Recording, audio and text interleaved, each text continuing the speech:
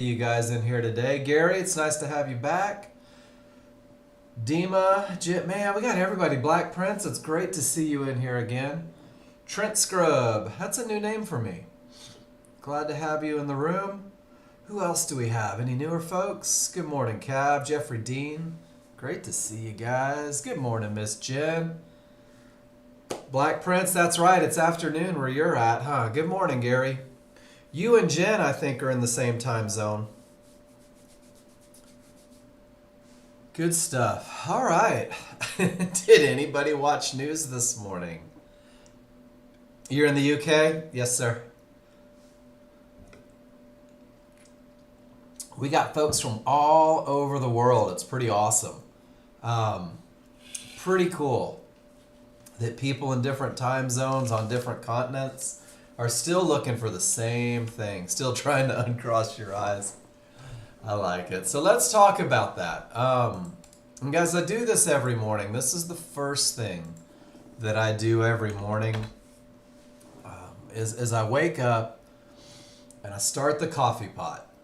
And then I walk into my office, turn on my computer, and set up NinjaTrader. And while my first charts are loading, I come over here to forexfactory.com/calendar and I look for news. And today is Wednesday, February 12th, and at 8:30 a.m. There was absolutely no doubt in my mind that the market could have a big emotional response because I saw high impact news. These red boxes let me know that things could go sideways. And for those of you that were still sleeping, that's it right there. Pretty amazing, right? That is a 60-point run in a matter of seconds on the S&P. The NASDAQ took a 300-point dive from the news release. So one thing that I do each and every morning is I come in and I check news. I'll put that picture in there. It's a good reminder that you have the ability and the advantage to not step in front of that freight train of emotion. So that's part of my routine every morning. At 10:30 a.m., well actually at 10 a.m., Fed Chair Powell is going to testify. He did the same thing yesterday. It wasn't a big market mover, but that doesn't mean that it won't be today. As long as it's high impact, I make the decision. It's a part of my trading plan. I choose not to be in a position about 5 minutes before, and I wait for the reaction, and then I wait for the market to slow to a tradable pace.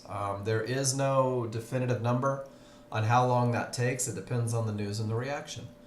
At 10:30 a.m., my crude oil and traders. Bob,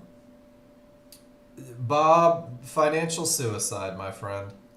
And most trading firms won't allow you to do it.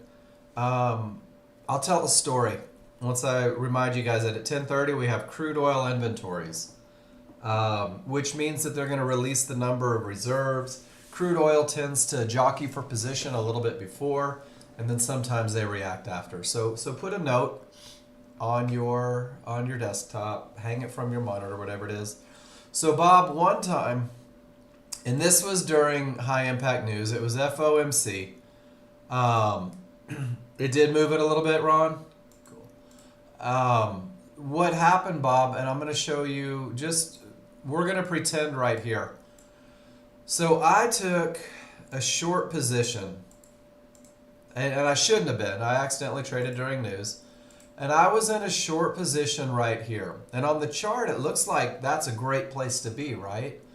But what NinjaTrader couldn't register because it was so fast is that the market came off of support, spiked up $2,000, and then was back here before NinjaTrader could register the bar. And what it did to me is it slipped me about $1,700 in that position, and I never even saw it.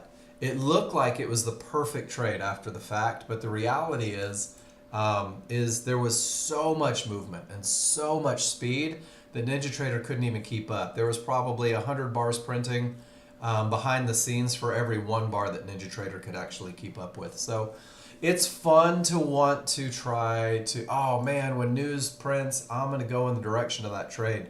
But the reality is, it's dangerous and it's irresponsible with an investment. But you have to make the decisions for yourself. I can't make those decisions for you, but I can every morning warn you that high impact news, medium impact news, could absolutely destroy the fun that you are having that day. And then I'm going to go through, I'm going to change it up a little bit today. One thing I'm working on today, guys, to slow down, less caffeine and trying to not talk so fast. But I know that I have some new folks in the room, so I wanted to share this just so you know what it is you're getting into this morning and kind of how I'm going to do things. So live, 5 days every week. Nexgen's going to teach you 3 rules on 2 charts. That's it, 3 rules on 2 charts. And it's going to give you the skill set to recognize advantages and then turn those advantages into trades. So I have the exact same goal each and every morning when I wake up, and it's simplicity. It's keeping things as basic as I know how. Each rule will be discussed individually. You're going to understand how you're going to use them to enter what we call the highest probability trend trade, the high probability trend trade, because a high probability trend trade is a trade where each indicator on every chart agrees with the rules for the trade. The high probability trend trade is a trade that when you follow the rules, it typically wins up to 70 to 80% of the time. And the high probability trend trade is the trade that's going to teach you to read your indicators. And that's my goal in the beginning for each and every one of you as a brand new user. I don't have any expectation of anyone being super trader on day one with this software. You've got to learn to understand what it's telling you a little bit. And chart reading is exactly the skill set that you're going to gain from learning this high probability trend trade first. 90% of your day will be spent reading indicators. 90% of your day is doing nothing. 90% of my day is scribbling pictures in my sketchbook, playing video poker, texting my wife, telling her I think she's neato. 10% of my day is actively trading because I have the advantages that I need to take the trade. And if you focus on chart reading first, and I'm going to make it as easy as I know how, you'll understand some pretty key concepts. You'll understand where the market is likely to continue. These continuation points for the brand new user are your entries for the highest probability trend trade in. It's simply where the trend is most likely to bounce and then keep going the direction it was already going. You'll understand where the market is likely to go. This is going to help you pick out targets, and it's going to help you pick targets intelligently, trying to ditch the anxiety or the hope or the wishing or the wanting, but rather saying, hey, here's a big line on my chart, and this is where the market could stop. I'm going to get paid at that line. And then finally, where the market is likely to stop. Again, these lines, and these likely to stop areas are what we call termination conditions. We go over them extensively. Termination conditions can absolutely halt the forward progress of the market. Termination conditions can create giant untradeable bounces. They can create fights between the people that are in charge. And termination conditions are nothing more than a reason not to take that next trade, to go back to that 90%. So we're going to use the high probability trend trade to learn how to read our indicators. And again, we're going to do it as easy as I know how to do it. We're going to do it with only 3 rules. That's it. Each rule for the high probability trend trade, when true, provides an advantage. I want you to start talking about advantages when you look at your charts. I want you to say out loud, I want you to terrify the cat. I have momentum. I do in fact have a clear path. Let me go find an entry area. And all it is a pattern. The market has a memory. The market repeats itself. The high probability trend trade rules are describing a pattern that has been proven to win more than it loses, which means that you have an advantage, an edge, every time you enter this trade. So your first rule is strong trigger lines, and that provides the advantage of momentum. Momentum pushes a market in the direction of the trend. Momentum is difficult to stop. Momentum can break key areas, and momentum can cover mistakes. Momentum is rule number 1 for a reason. Rule number 2 tells you to not trade into any of those areas that could stop the market, which means that with all of that momentum, there will be nothing in the way to create a bounce. These first 2 advantages, momentum and clear path, are enough to create a trading plan. Momentum and clear path are enough to create a consistent and very profitable trading plan. We're going to add in the third rule. And the third rule is going to be your entry area, defining precisely where that market is most likely to continue with that momentum and with that clear path. So we're going to break these 3 rules down, identify them, talk about where to find them, what they look like, what they mean to you, how to study them, all the good stuff. And it only takes 2 charts to find these rules being true. I'm going to let you in on a secret. You could build a myriad of charts with this software. You could build tick charts, and you could build day charts and month charts, and you could build hour charts and minute charts and range charts. You need 2 charts to be able to take the highest probability trend trade. There's a large chart. Large chart leads the way. I'm having that crocheted into a doily as we speak. And the large chart is a very slow moving chart. It's a very broad stroke of a brush, and it gives the overall opinion of the market. With the most current bar on the large chart, the first bar on the large chart, you will define the direction of the market, letting you know exactly which way you should be looking for your rules to be met. It will define the momentum of the market through rule number 1.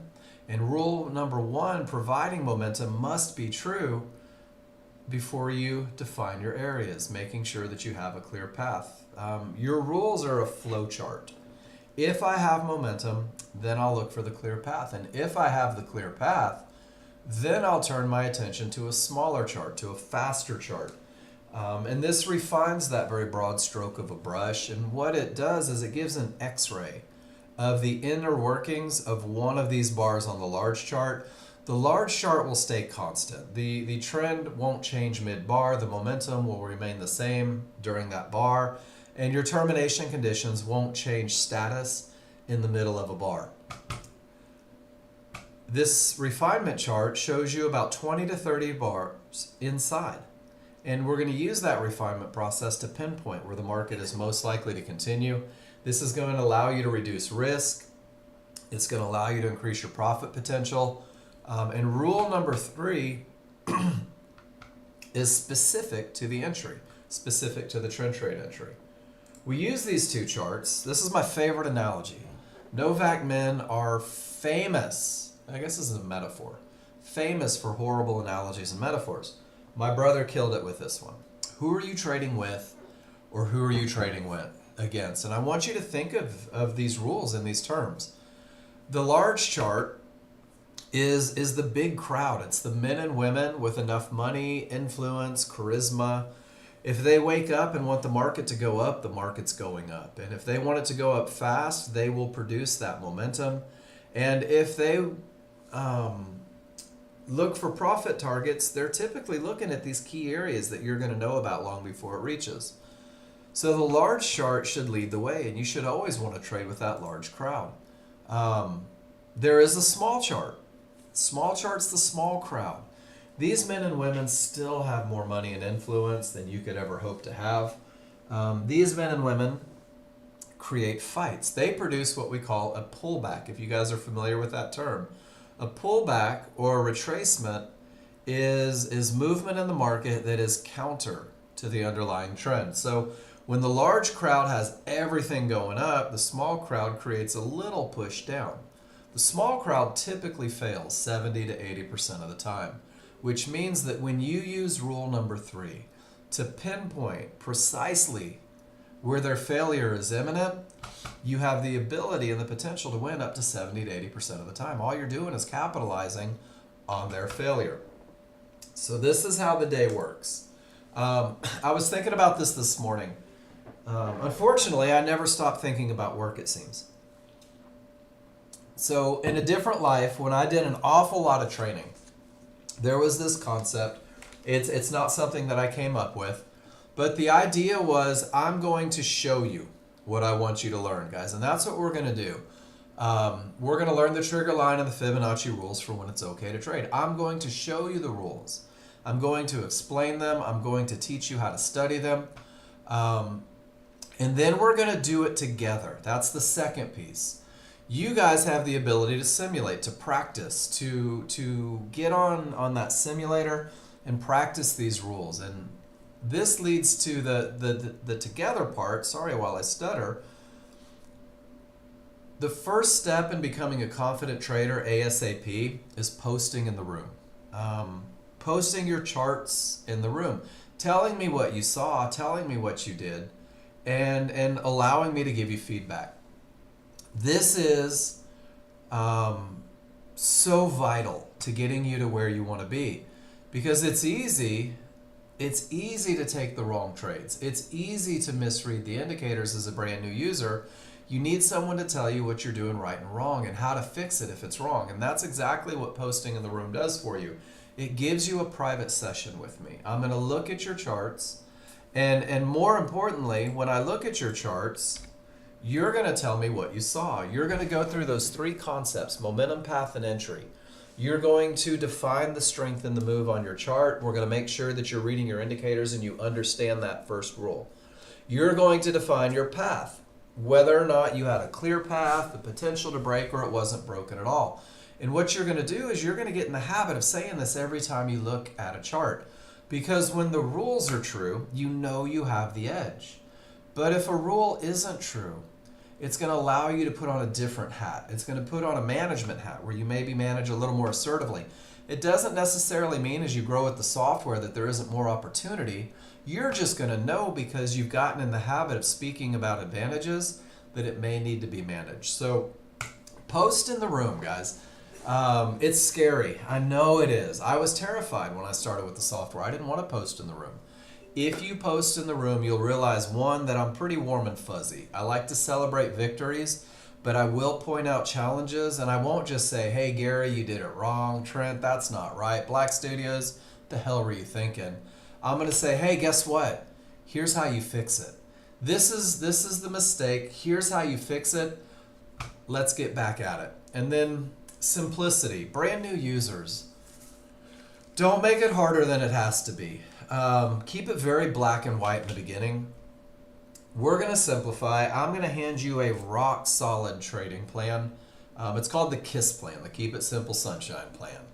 And it's designed to optimize your chances of success. So over the next week or two, you need to learn the looks that you're going to commit to. You've got to learn these looks so that they become easy. That's the second piece of how you're going to get to where you want to be sooner than later. I'm going to give you this spreadsheet. I give it out every day because I update mine almost every day. The spreadsheet has 4 tabs on it. The more you use the spreadsheet, the quicker you're going to get to where you want to be. The first tab is your trade tracking.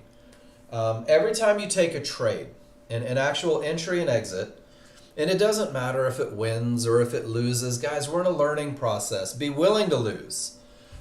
Be willing to lose, because losing is a part of trading, but make sure you're losing the right trades.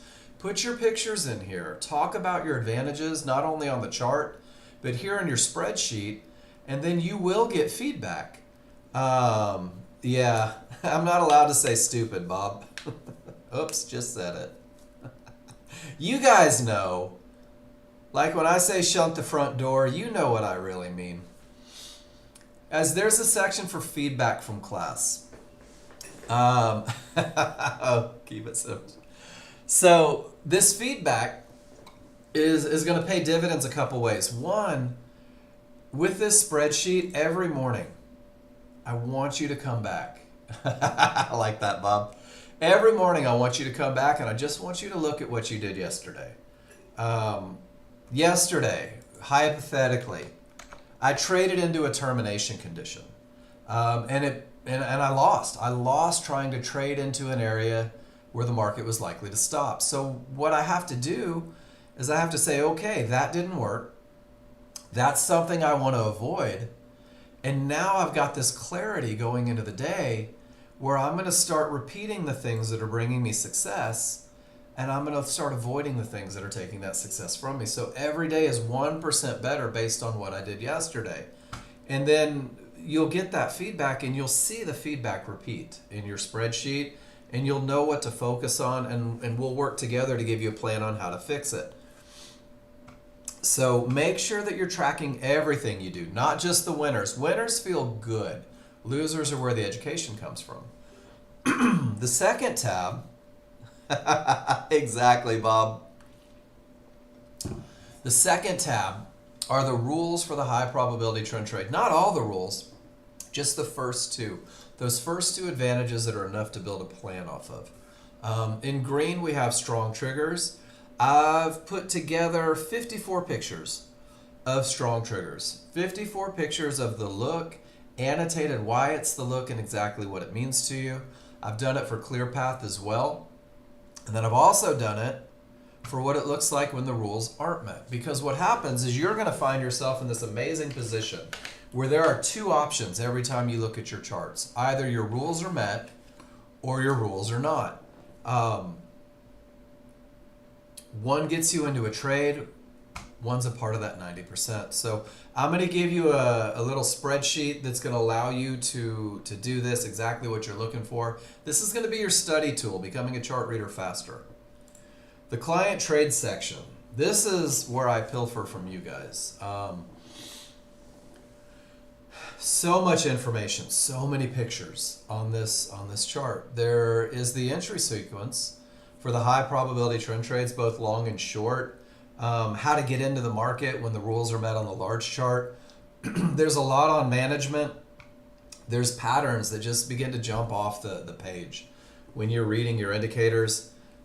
Almost 400 pictures of you guys doing great things with the software. Guys, all this is a study guide. You can come through, click on pictures, and say, oh man, let's see, Jose's high probability trend trade long. Let's see. Well, Jose took a high probability trend trade long, and it had momentum, and the path was clear, and he entered in an area inside of favorable large triggers. And this is everything that we look for, 100%.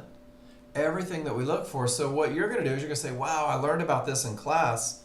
People are actually doing it. That's amazing. I want to do it too. And that's where the building your plan section comes in. This is where you're going to take those pictures. You're going to take those annotated pictures, and when the feedback is, hey, Black Prince, this is the best looking trade ever. It has every advantage. The entry is perfect. The management is spot on. You're going to drop it in the green section. And you're going to say, all right, this is my look. This is exactly what I want to repeat every day because it's bringing me success. You're going to learn to manage those trades, and you're going to see different things to get in and get out. Take pictures of them. Take all the pictures. And then patterns that repeat all the time, you're going to begin to recognize those as well. And I wanted to share this one while we're talking about pictures. There's pictures that you can take that are going to be very beneficial as you go. I'm very much into pictures, guys. I think pictures separate the weak from the strong. They really do. Take a pre-trade picture, or take the picture right there at entry. You don't have to annotate it in the moment. Snap a picture, get back to trading. But you're going to go back and study this and say, okay, did I miss anything? Is this right? Am I good? Especially on the losers, there's a lot of information once the adrenaline of the trade is gone. During the trade, did anything change? Did I move my stops? Take pictures. I love to take pictures. After the trade, this is where you're going to go back and make sure that your rules were met. Entries are shown, exits are shown. And then very often, this becomes one of the most beneficial, is the no trade. My rules weren't met. Let me take a trade, or let me take a picture instead of a trade. Let me talk about why I didn't enter this instead of why I entered it and hoped that it would work. And guys, I'm telling you, I dropped this one in the room today. This is a trade that I took this morning.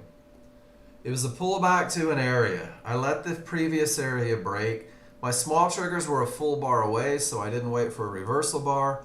Once I got to the first trouble, I took my first profits and went break even to protect my investment into trouble. Once I got a pivot, my stop was redefined just a little bit behind the pivot.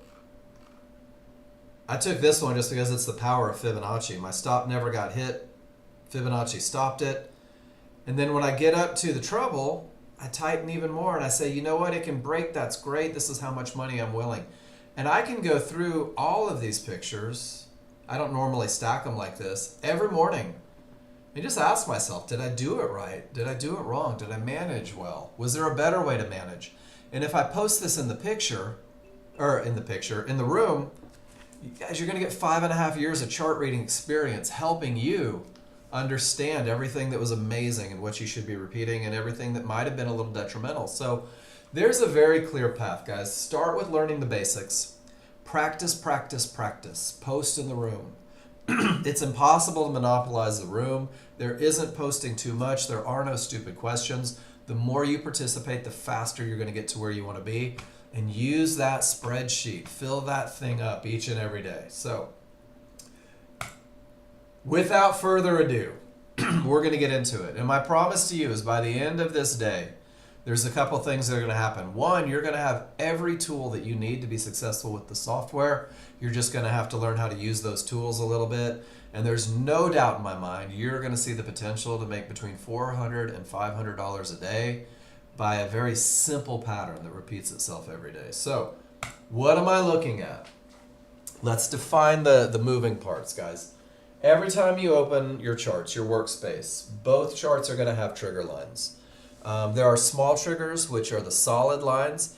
Two triggers working together creates the small triggers. There are the large triggers. They're the dashed lines.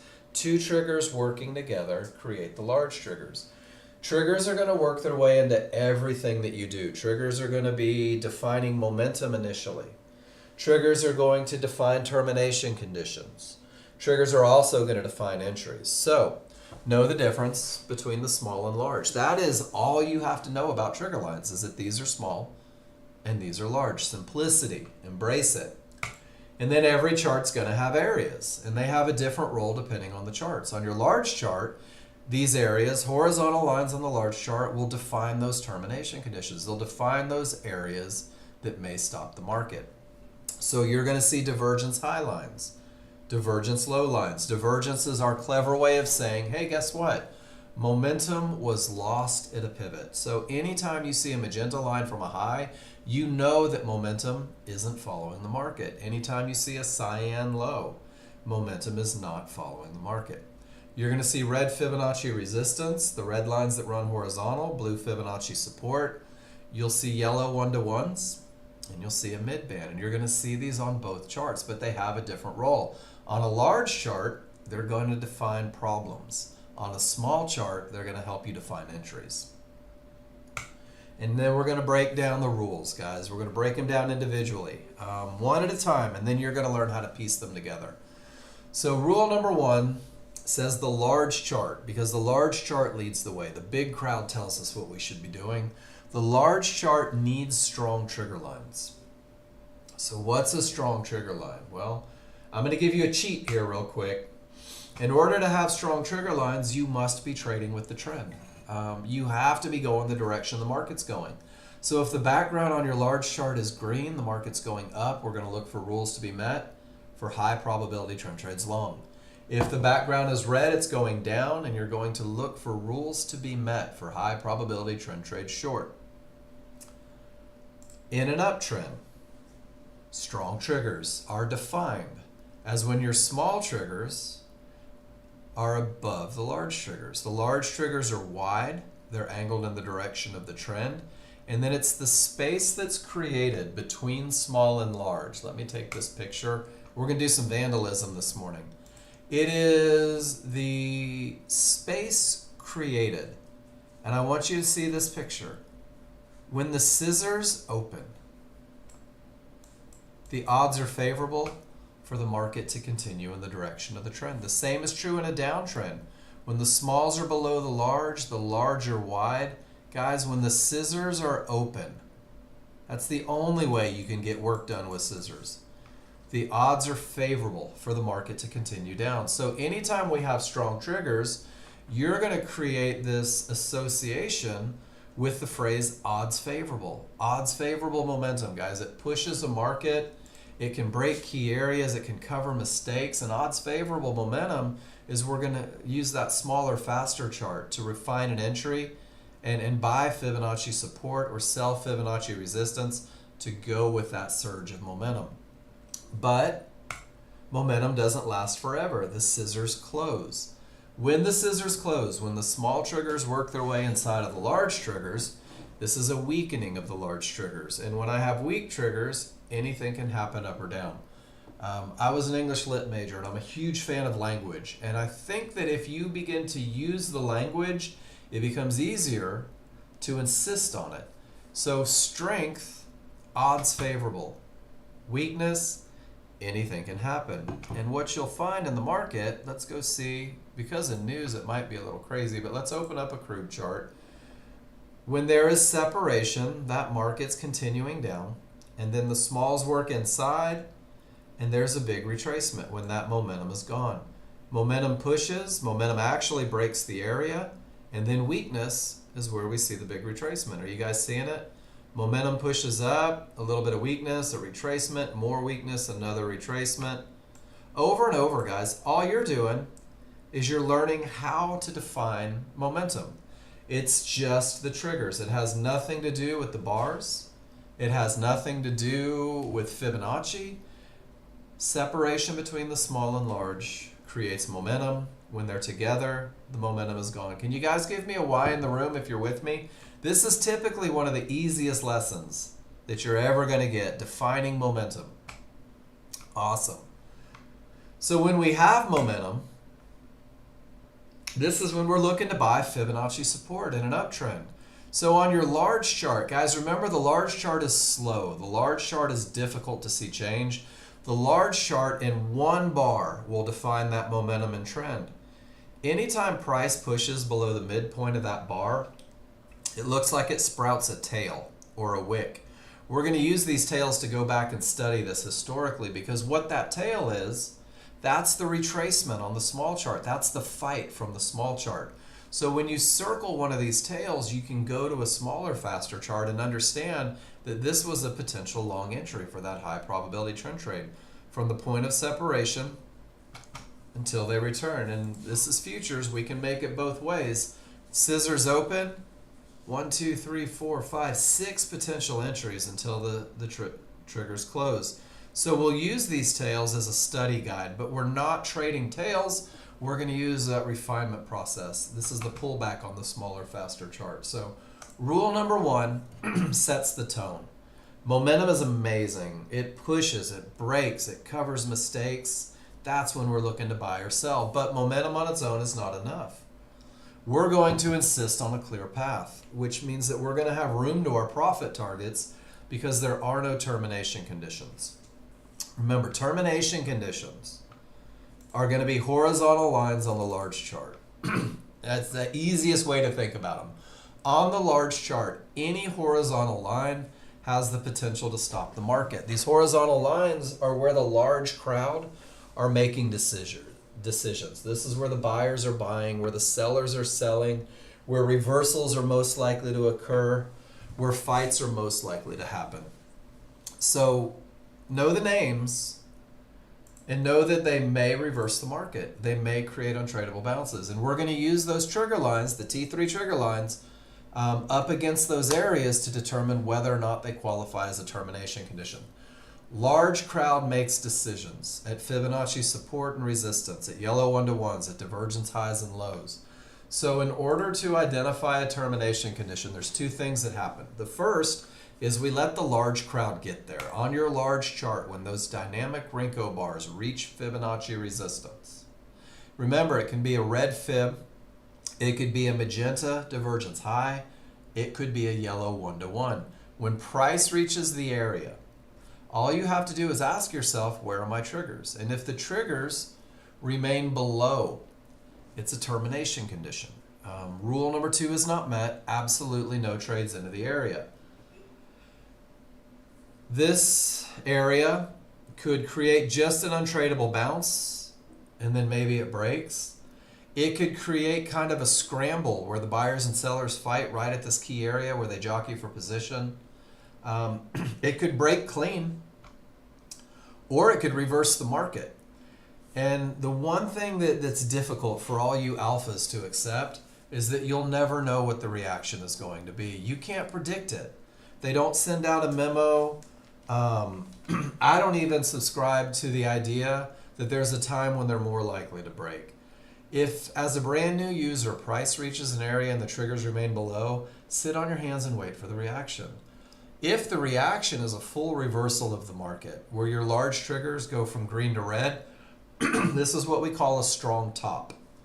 A strong top is the precursor for the highest probability trend trade that you could take. A strong top is rule number 1 for no less than 3 trades that Nexgen teaches. And while it's not mandatory for the trend trade, it should add some warm fuzzies because that's setting you up for the best of the best. The market's trending down, the momentum is strong, everything's going south, and then price reaches Fibonacci support. Everyone in this room, all you have to do is ask yourself, where are my triggers? And if your triggers remain above support, and they will, at least for a second, this is a termination condition. This is an area that could stop the market, may create an untradeable bounce. It could break, or it could reverse it and create a strong bottom. You'll never know what it's going to be. But now you know that if price reaches and the triggers don't break, sit on your hands and do nothing. Wait for the reaction. If it reverses, it's going to look like this. The triggers will tell the story. If it's going to break, it'll look like this, guys. This is the breaking of a fib, the life cycle, if you will. So number 1, price reaches resistance. Triggers still below. This is a termination condition. Wait to see what the reaction is. And it's frustrating because it means that you have to do nothing for a little bit.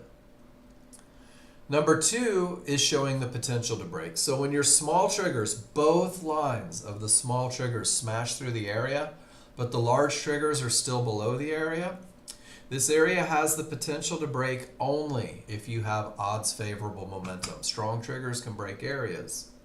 It's not broken yet. So any trades that you take during this look must be managed a little more assertively.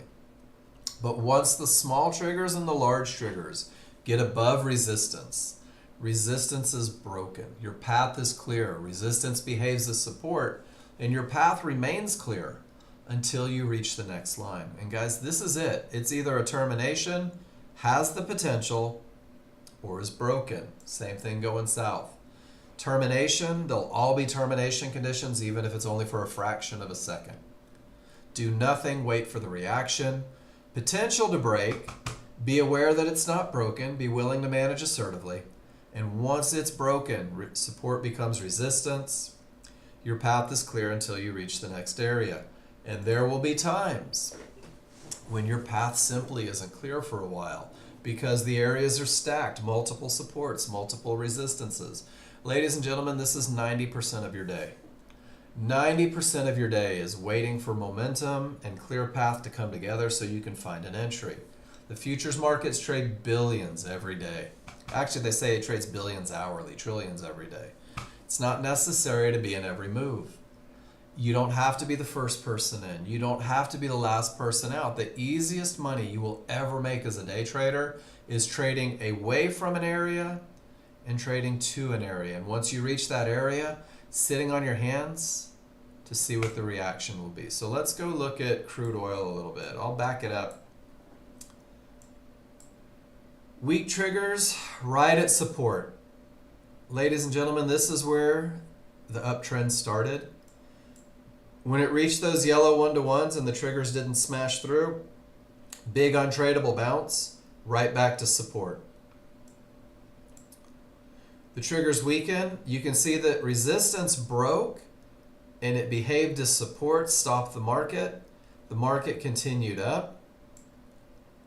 3 divergences in the same price range. We're going to talk about this. This is a termination condition, and it pushes the market all the way down to Fibonacci support where the triggers don't break, and the market continues back up, straight to Fibonacci resistance, back to Fibonacci support, up to a divergence high, back to Fibonacci support, and then they get wheels and head towards the top. And you see it over and over, reactions at key areas. So you're going to go back and you're going to study these areas. Bounce, bounce, bounce. And here we are right now where price reached Fibonacci resistance and all the triggers are below. Can you guys give me a why? If you're good with this, when price reaches an area, where are your triggers?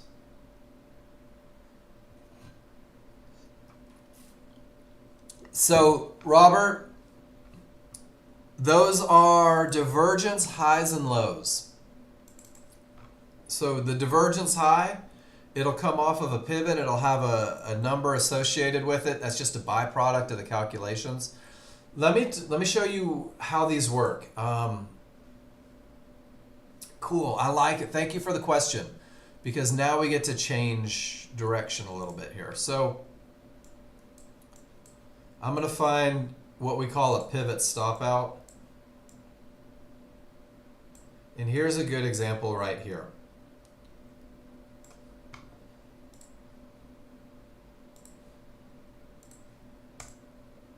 So all this pink line means coming off of that bar, and it doesn't even print until about right here. This just says there is a loss of momentum.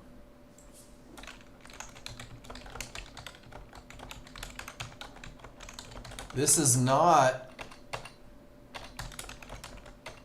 man, I need to slow down. This is not a termination condition because price did not reach it. Price creates it. Does that make sense, everybody? Nothing more than a loss of momentum. And then the same is true. Whoops, wrong one, sorry. The same is true down here at the divergence low. This is just a loss of momentum. But I want you to see what happens. The buyers are in control. They're pushing. They love it. Everything's going up. And right at this key area, the sellers said, hey, guess what, buyers? We're going to fight you. We're going to take your momentum and we're going to push the market down. It doesn't mean that the move's over. But what it does mean is that if the buyers try again, these divergence highs and lows behave as lines in the sand.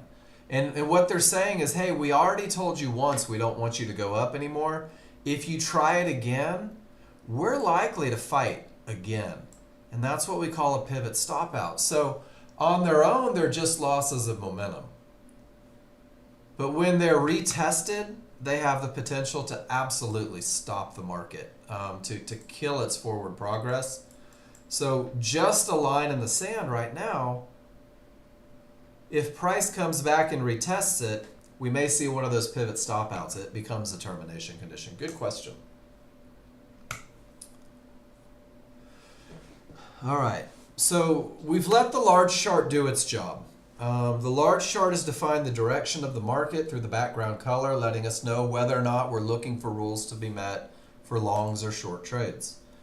The large chart has defined momentum through strong trigger lines, which means that we have the advantage of a market that is likely to continue in the direction of that trend.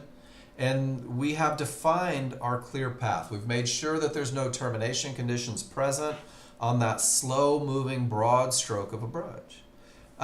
So the large and small charts, Trent, the large is a 13.2. It's based on ticks, not time. So a lot of people are accustomed to those minute charts where it just depends on how much time goes by before the bar. These use Nexgen's dynamic Rinko. So the large chart is a 13.2, meaning the midpoint of the bar is 13 ticks. It can be a 26 tick bar, and then it creates the new one. And then the smaller chart is a 5.1. So there's a lot more movement inside of that small chart compared to the large chart. And let me show you a picture of that little refinement. When you draw a box around one bar on the large chart, all of this is inside of it. And we're about to talk about entries, and you're going to see how this refinement process pays huge dividends for reducing risk, maximizing profit potential. Because where your small chart goes up, bounces, and back down, nothing changes on that big slow chart. And that's kind of where the magic of what we do on entries comes into play. So When the large chart says you have momentum, when the large chart has a clear path, did that answer it? Does that make sense? Cool. We're going to turn our attention to that smaller, faster chart. We're going to go define where the market is most likely to continue. But there is one time, and this is on any time frame. Large chart, small chart, doesn't matter. 3 divergences in the same price range may terminate a trend. All it is 3 losses of momentum right in the same basic price range. We'll use the same idea with small and large have to break it for a divergence to be broken.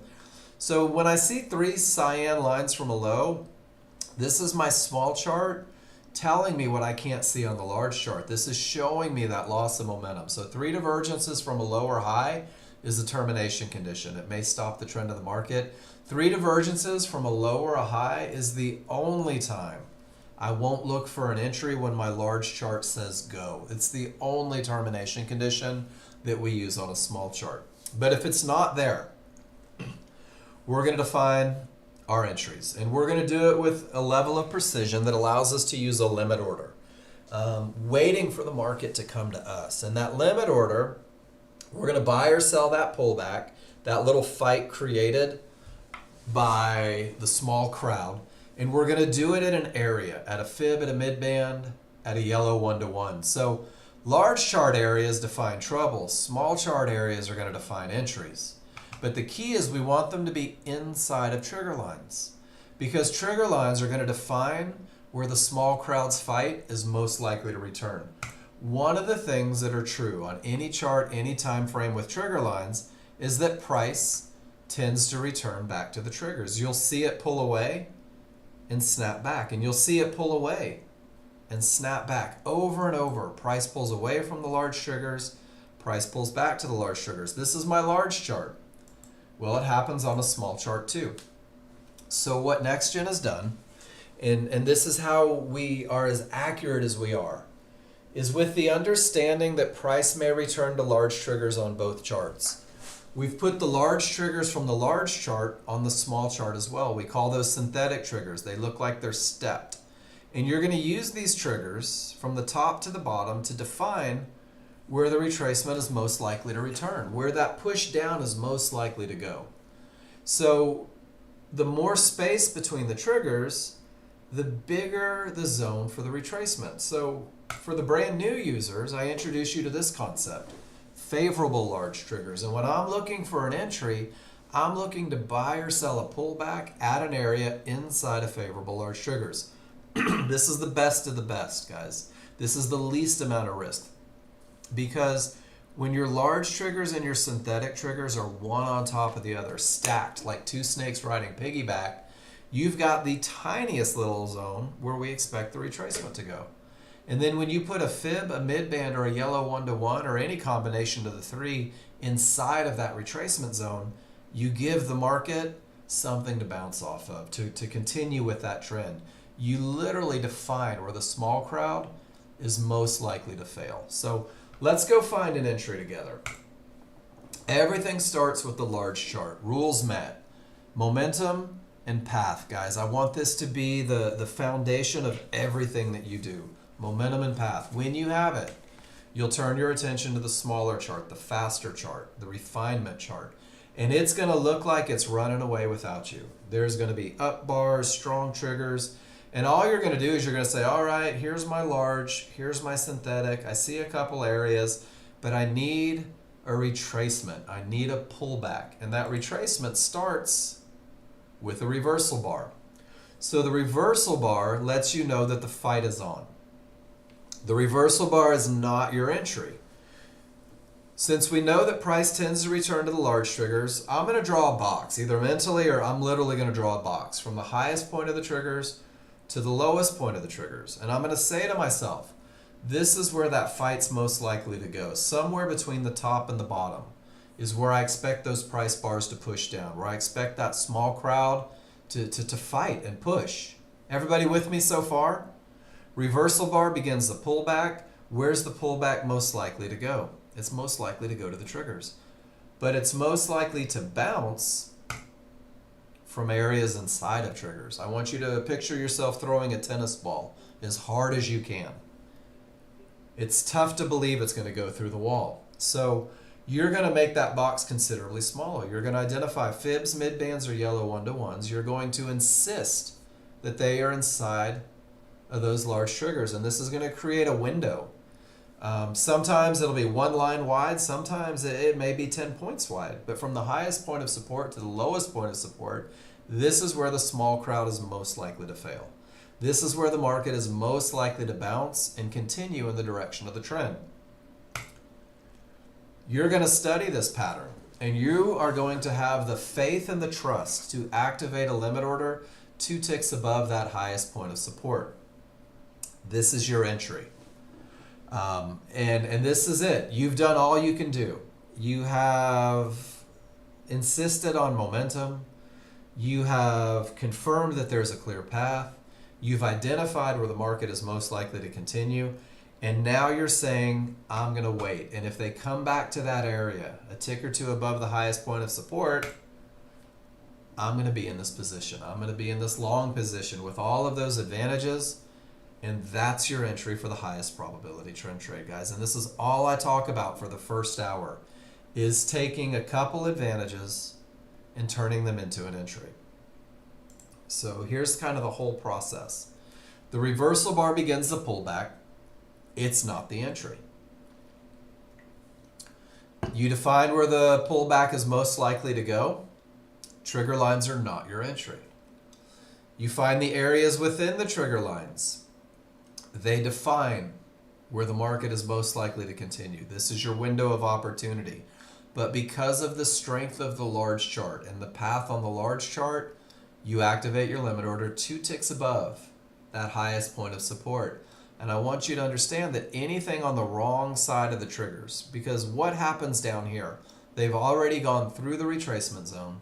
They've already gone through the areas inside of that retracement zone. Guys, anything on the wrong side of the triggers, below the triggers for a long trade, this is where the market shouldn't go. This is not a part of your entry. It's outside of that window. Make it both ways in futures. Reversal bar begins the pullback, not your entry. Define your trigger line so you know where that retracement is most likely to go. Triggers are not your entry. Find your areas inside of triggers. It was a magical moment, guys. There is one line inside of favorable large triggers defining where the bounce is most likely to happen. You're going to activate your limit order 2 ticks below it.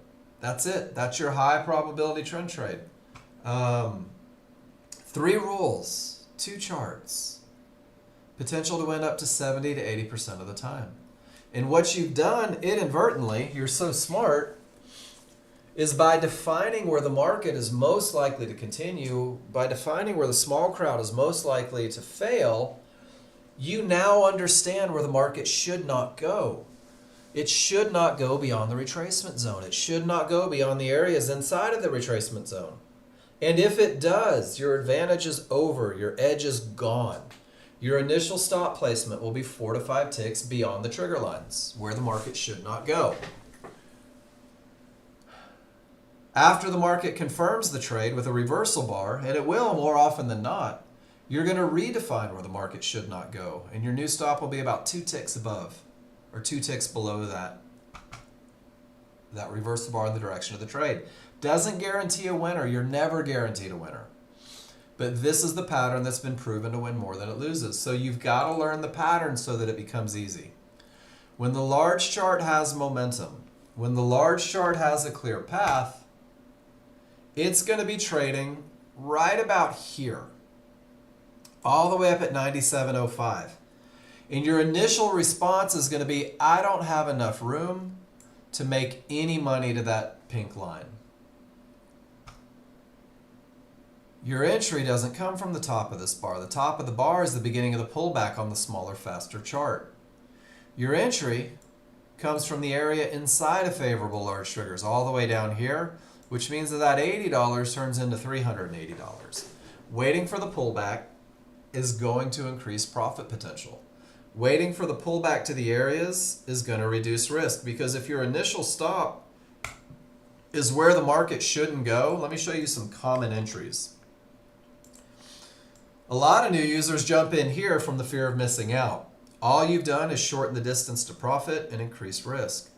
A lot of times, I'll see new users get head faked. These tiny little fluctuations on a smaller, faster chart, it'll start to go up and you're going to panic and you're going to say, holy crap, they're going without me. I better jump in. All you've done is shorten the distance to profits and increased your risk. And then they come right back to the perfect entry. This is the one with the least amount of risk. This is the one with the highest profit potential. Guys, this is the pattern for the high probability trend trade. Let the large chart lead the way to find your entry. It's only an entry chart. You guys are going to say things like, but Mark, there was a termination condition on the smaller, faster chart. There were 1-to-1s. You said those are a termination condition. And I'm going to remind you that they're a termination condition on the large chart because the large chart defines areas. And you're going to say, Mark, the colors don't match. My small triggers are angling down on this smaller, faster chart. And again, I have to remind you that momentum is defined on a big, slow-moving chart. And even though this little loss of momentum, exactly what you needed to get to your entry, the large chart never blinked. So it's important as a brand new user, not only that you learn the rules, but know where the rules are met. Make sure that you let the large chart do its job with direction, momentum, and areas, and remind yourself that the entry chart is just that. It's only an entry chart. It's only there to get you into the market in the highest probability spot. So just for grins, look at that, caught in between areas.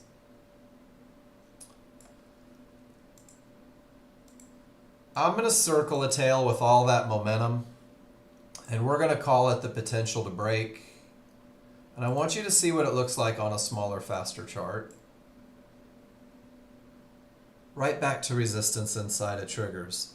Because it was into a termination condition, you guys see how price reached the fib and the triggers didn't break? It pushed beyond the best of the best area because it didn't have a clear path. Only half your rules were met there. Let's see if we can find one where the rules are met. Dun, dun, dun. We'll look at this one with the potential to break. Odds favorable momentum, small smash through, larger still above. This chart has the potential to break that key area. So I'm going to scroll back and I'm going to find that circle on my smaller, faster chart. And it's right off of the mid-band, right inside of the retracement zone. So guys, what we're doing is we're learning this pattern. See if we can find another one. News was crazy, wasn't it? That's 8:36 a.m. this morning. Let's go see. That was right after news. I don't know if that was still if that was tradable then or not. But what you'll find is these patterns tend to repeat themselves, even when it's too fast to trade. Right back to the mid-band, right in the retracement zone. Once again, guys, the triggers are split. That's a big retracement zone. Once you start adding areas, it refines a little bit. Once you start adding areas, it refines a little bit. So let's go back and recap. I love the recap. So far this morning, what we've done is we have learned the rules, the high probability trend trade rules. And you've got to learn these rules individually. So I'm going to give you this sheet. This is called Chart Reading 101. This is the sheet that goes with the second tab on the spreadsheet. The goal is that you first look at your large chart, guys, that you always let the large chart lead the way. Identify momentum and path. This is the core of your education, and understanding these two concepts opens the door for more opportunities.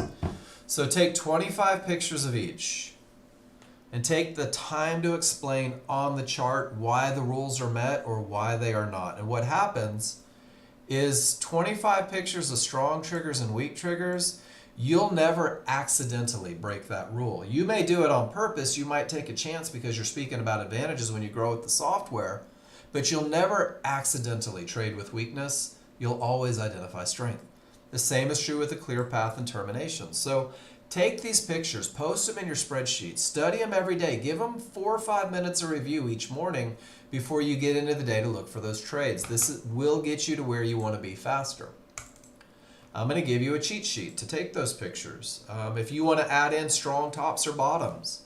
This is the high probability trend trade checklist sheet, guys. This is just a checklist to get you into the highest probability trend trade ever. The strong top or bottom isn't mandatory, but it is the precursor for the highest probability trend trade. And the recipe is always the same. First, it's a termination condition. It's a no triggers through the area termination condition. And 8 bars later, it reverses the market. And now it's a strong top. First, it's a termination. Absolutely no triggers break through. Now it's a strong bottom. Precursor for the highest probability trend trade, but not mandatory. Momentum on both charts. Strength or weakness. Only one is your advantage. Is it a termination that you're trading into? Does it have the potential to break? Or is it a clear path? Answer that question before you take your attention off of the large chart. And then if you have the advantages you need, define your entry. Guys, you're not going to get this in a day from hearing me say it. I say the same thing every morning because repetition creates recognition. But you can police yourself. This is the trend trade checklist. Print this one out. Laminate it. Use a dry erase marker. This is only defining your entry. That's all it is. That's the first step, defining your entry. I've never had anybody in the history of this checklist do worse than 70%. I've had engineers put it through the ringer over 400 days. And their results, his result was 83.2% winners following a very basic plan. 83.2%. Your results may vary. But when he did it super scientifically and made sure that each rule was met over 400 days, that was his result. My goal is that you think I'm full of beans. Gary, Trent, Black Studios, Black Prince. I hope you're sitting here going, man, there's no way, Mark. There is no way. Guys, go through the checklist. Prove me wrong. Because you'll be with me forever if you put that level of work in. So to go with these looks, to go with this checklist, I'm going to give you the KISS plan. The KISS plan is a stepping stone in your learning journey, guys. This is your first trade, not your only trade. It's designed to optimize your chances of success with the high probability trend trade. So when I use the phrase optimize your chances of success, it means that in the 28 years Nexgen has been teaching people to day trade, this is the highest probability way to take this trade. Through simulation, study, class feedback, and continuous practice, you'll be empowered to craft a plan tailored to your personal goals based on your experience reading the indicators. Once you can read your charts, you'll begin to recognize things. You'll find different entries. You'll find different ways to manage. But until you can, this is a great way to keep you focused. And Chef, I see you're in the room, and I love it when you're in the room when I say this. I've had clients in their first 30 days with Nexgen get funded in those prop firms by following the KISS plan, by learning these very basic concepts and putting them into action just religiously. So I know it works. You have to prove that it works to yourself so that you trust it enough to take it. There's 2 things you have to know before you sit down to trade and you're not on simulator. If you're on simulator, break all of it. Break every rule and learn how to not break it. I have to know why I will enter a trade. Rules are just a description of a pattern. That's all they are. And that pattern has been proven to win more than it loses. And if you verify it through study, if you learn to trust this pattern, there's no reason to not consistently enter when the rules are true, because you know you're going to win more than you lose. And your rules help remove the emotion, and they 100% eliminate the need to know what's going to happen, because you know what happens more often than not. But you also have to know why to exit. And exits are taken either at profit targets, because profit's reached, or because your advantages have gone away before the profit target is reached. And you've got to use your chart reading to identify that. So first you'll define your entry. It's easy to get into the market. It really is. Get in for the right reasons because rules are met. But then you have to manage it. And this very basic management that I'm going to go through is in the spreadsheet under the client trades. And KISS management from this plan is designed to, one, help you understand and trust stop placement, to define where the market should not go. But it's also focused on getting you paid, because that's the goal. And new users tend to hope a lot. New users love to hold for the big moves, to ignore all the warning signs. So your management's based on 2 contracts, and it's designed to use intelligent stop placement and quick profits. So it's 100% dependent on your ability to enter the market where the market is most likely to continue. So it's just if then. It's a flow chart. If entry is 2 ticks below resistance inside of triggers, then my initial stop is 4 to 5 ticks beyond the triggers. And guys, this particular trade is 15 ticks, which is $150 in crude oil per contract. So it's $300 risk on this trade. This is where the market should not go. And you're going to know your risk before the trade is ever entered, which means you can make the decision whether or not you're okay with $300 worth of risk. When my rules are met, I don't blink, because I know more often than not, it's going to be great.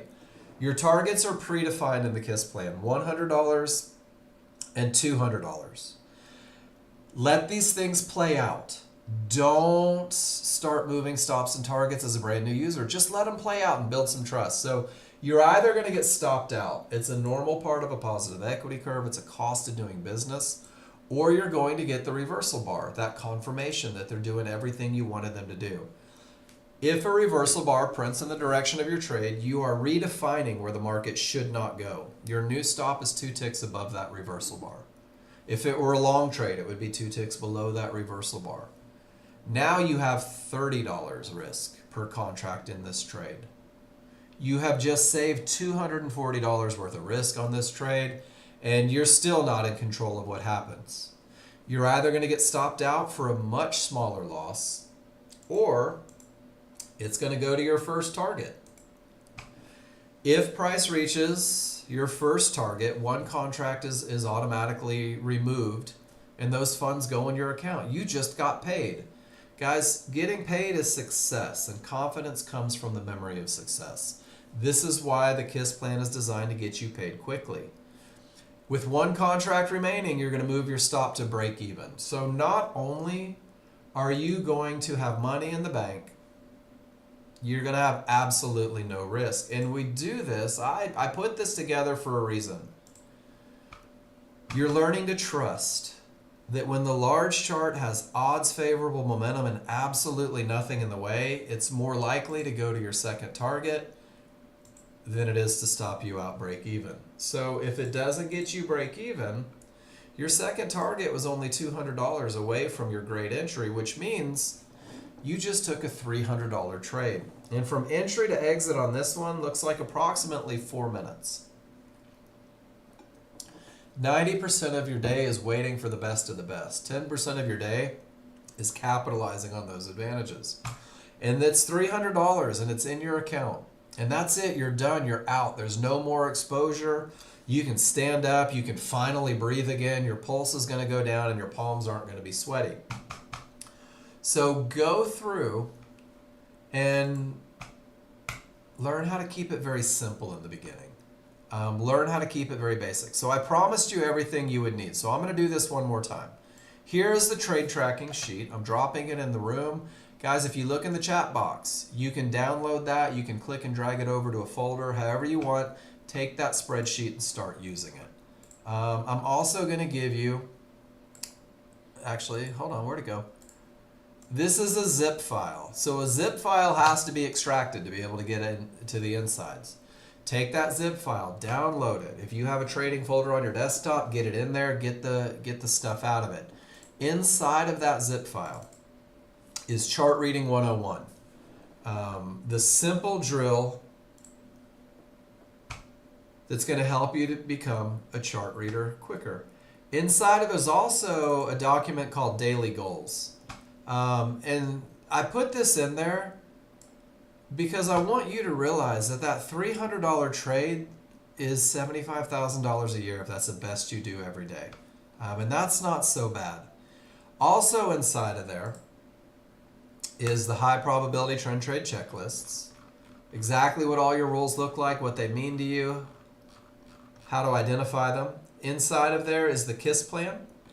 That first trade designed to optimize your chances of success. And then look at this. A second trade to keep you busy.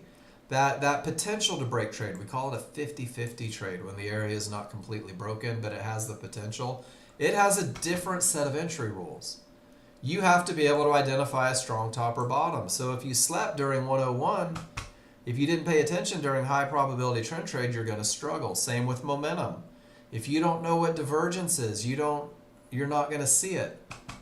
Guys, divergence is the biggest killer of that potential to break trade, and management will be different as well. So you've got the KISS plan in there, and then you're going to have this one that I just shared, the pictures you can take, the different pictures you should be taking during the day, and then finally the trend trade simple. And I started class with this. Defining momentum and clear path is the core.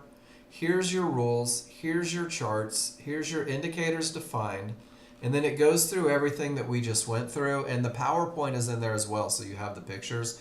But if you're brand new, so Gary and Trent and Black Studios and Black Prince, this last one, the Trend Trade Simple, is everything that we just talked about in an hour consolidated into 2 sheets of paper. Pretty outstanding. All of that's in the zip file. So you have everything you need. You have rules, you have endless feedback, 15 hours every week, you have a trading plan. Now it's time to just get the repetition. You have the world's greatest elliptical. Now you just got to haul those big bones up there and get some work done. So that's what the second half of class is.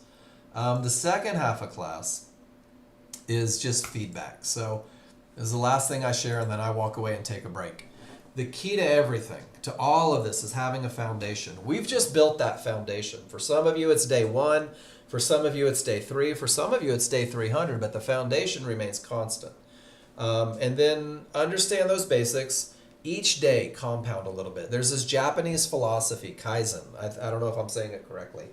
But it's the idea that instead of trying to be perfect from the get-go, strive to be 1% better every day. Strive to make small changes that yield huge results. There was a point in my life where I was a personal trainer. And one of the most common phrases you hear as a personal trainer is, I want to lose 50 pounds. If you've ever tried to lose 50 pounds, guys, that is an overwhelming, daunting, discouraging, easy to quit task. But if you try to lose 2 pounds a week, it's doable. And after 25 weeks, you've reached your goal. And learning to day trade is very similar. Learn those little basics, right? Create momentum awareness. And then couple that with the next thing and the next thing. And eventually, you just end up where you want to be. So for you new users, I blanket with very conservative rules, recognition of advantages, and I hand you a solid plan that optimizes your chances of success as you learn to read your indicators. So for you new users, and this is important going into the second hour, all termination conditions are bad. No momentum is horrible. No areas inside of favorable large triggers is counterproductive to everything you're trying to accomplish. Blanket rules, because it increases the likelihood of success. And success is where confidence comes from. And when you're confident and trust your plan, you won't hesitate. They're not always bad, and you're going to see that in this second hour. But until you have the repetition, the experience to know when to use exceptions, it's just easier that way. It's safer that way for you. And then just like anything, the more time you spend with it, the more you're going to see. And that's what opens doors.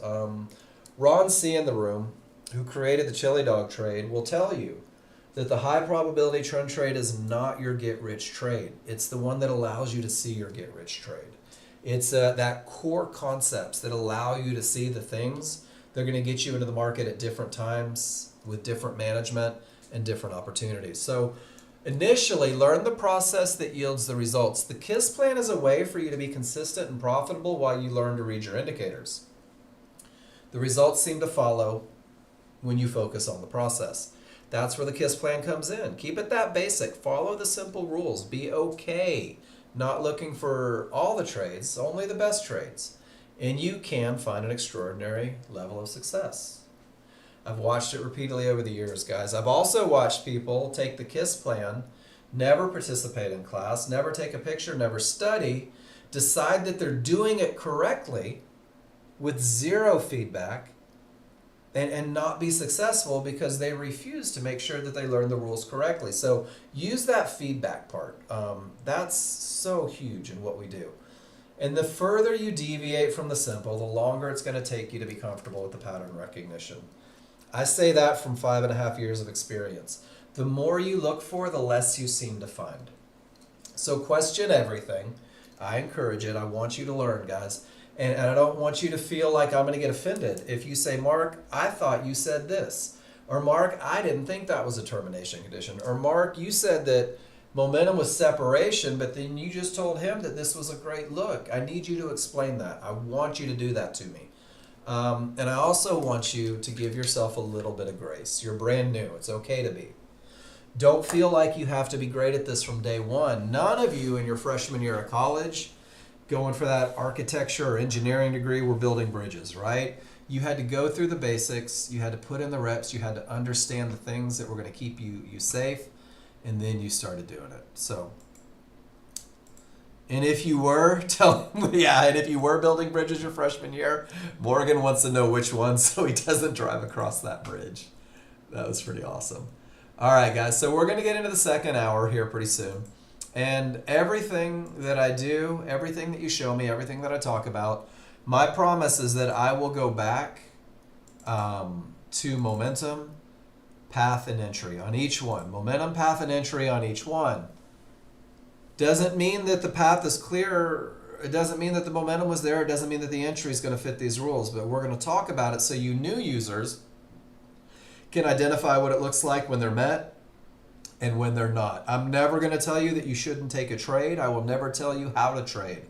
But I will look at advantages. And if you got lucky, I'm going to tell you got lucky. Don't get offended. Or if you do get offended, work through that shit. Pardon my French. So I'm going to take a break. I'm going to leave you guys with the S&P. We'll see what it does. Go stretch your legs, guys. I'll see you in 5.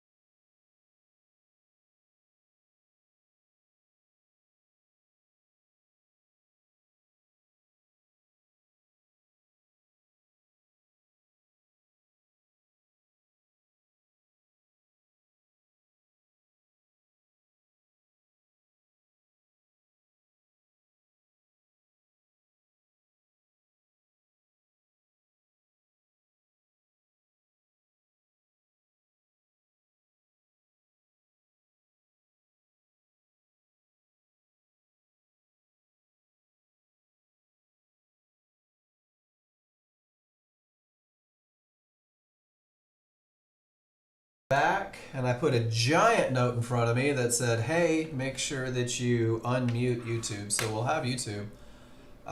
What do you guys think? Momentum pushes the market, doesn't it? Exhibit A. 3 divergences in the same price range. Right of determination with weak triggers. Who's going long? Hopefully nobody. Hopefully you guys are saying, wow, that's not my rules, Matt. I should probably relax. All right, we're going to go through, we're going to look at some charts. Some of these were posted yesterday afternoon. Doesn't bother me in the least bit to go back, to backtrack a little bit. I want to make sure you guys get feedback when you drop them in the room. Good job, Bob. So, Andy says, check it out. There is a strong bottom. It's a fib. All the triggers are above it. No divergence. And everything is cranking to the upside with momentum. And Andy takes the entry at the triggers, not the area inside of the triggers. So Andy, I gotta wag my finger at you, because you could have had considerably less risk and even higher profits with rule number 3. Does that make sense, everybody? Doesn't mean Andy did it wrong, but those rules say pull back to an area inside. And do you see how that would have given you virtually no risk and an even longer space to profits? And then that didn't really matter, because Andy said with this trend trade, we're likely to go to the fib. What a great place to take profits. Andy, what an amazing trade. Great job, dude. Takes a little trust in the software to hold for a move that long. And you did it beautifully. Absolutely beautiful. All right. Joel, we got 3 from you, and I love it. Joel under his post put momentum, path, and entry. Momentum, path, and entry. I love it. Always thinking about it, right? So here we go. He's got momentum.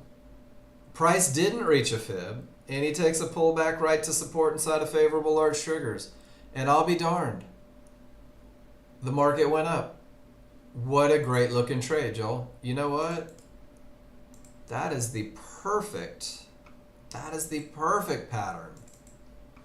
I'm going to open up my spreadsheet real quick, and we're going to put you in the Hall of Fame here, because that's the pattern that people can come back and study.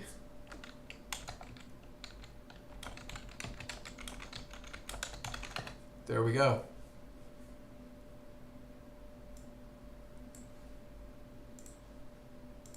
Let's see, the next one says this is one of those 50-50s, and coming from a strong bottom, had that pivot stop out, reverses the market, has odds favorable momentum. That's what makes it a 50-50, the potential to break with all of that momentum. Strong triggers, no divergence, perfect entry. And he gets out up here. Now, Joel, you put out at trouble. There was no trouble, my friend. There was no trouble. It was the middle of nowhere. So guys, be careful in hindsight when you go back and you do this historical study.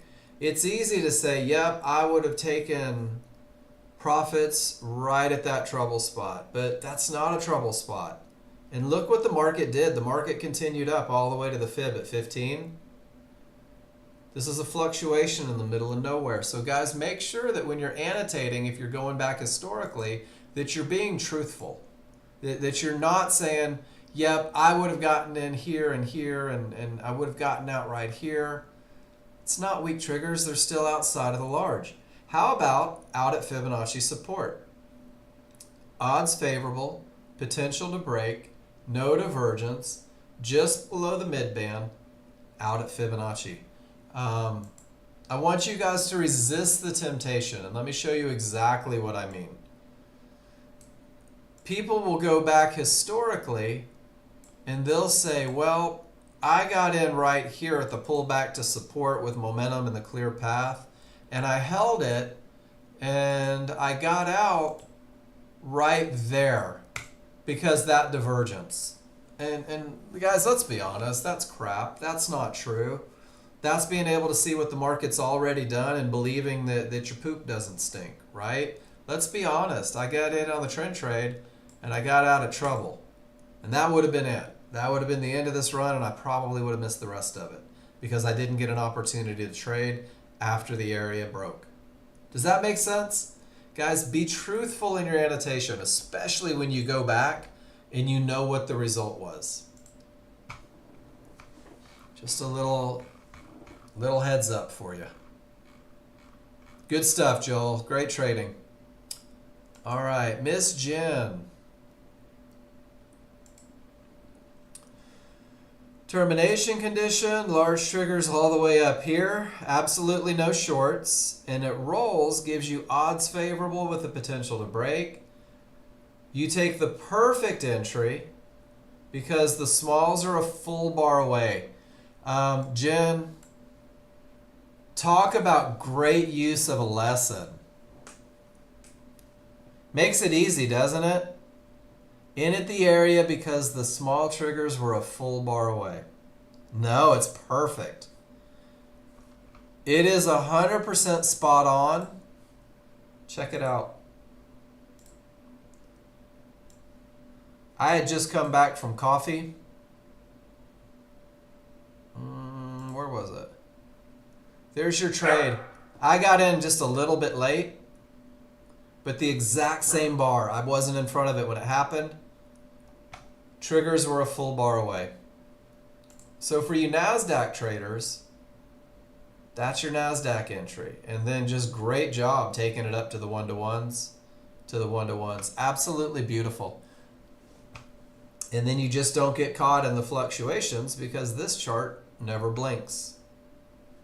Really well done, Jen. I took the exact same trade, which means one of us is pretty smart and the other one just did what you did.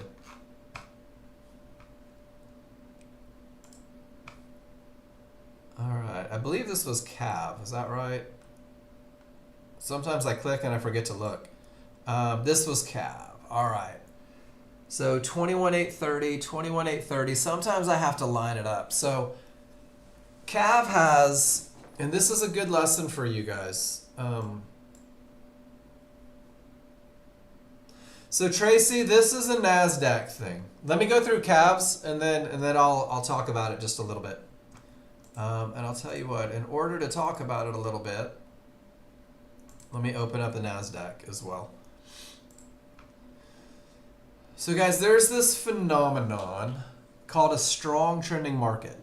And what a strong trending market means is that the market has moved at least 30 bars on the large chart without a reversal bar. It means that it's broken through at least 3 areas without a reversal bar.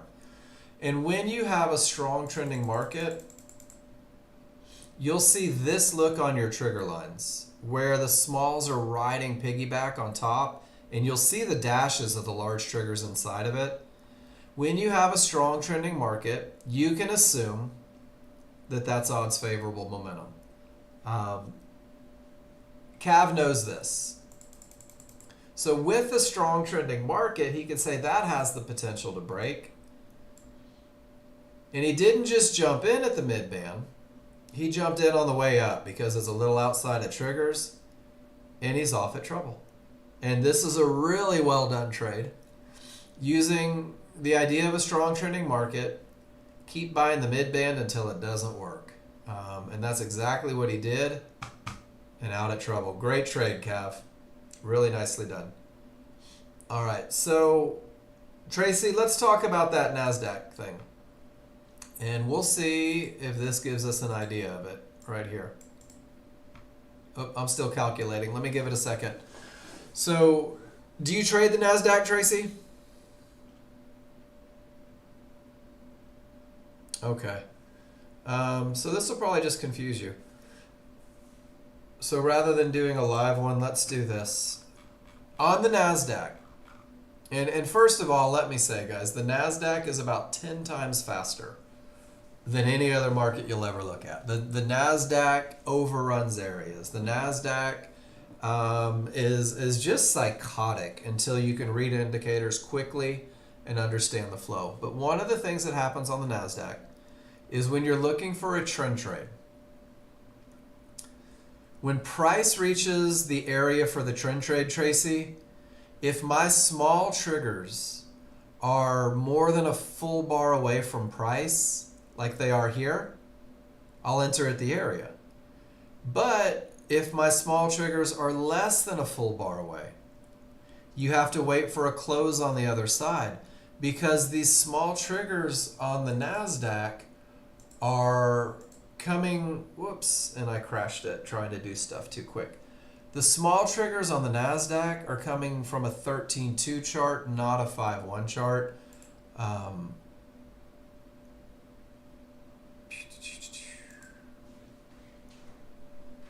So fighting them typically doesn't work out. So the triggers are are a full bar away from the area and price is what I was referring to there.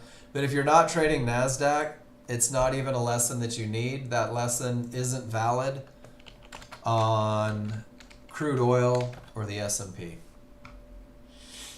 And if you're not 100% confident on crude oil and the S&P, the NASDAQ is just going to leave you in a heap on the floor, sobbing uncontrollably, sad about what just happened typically. Yep.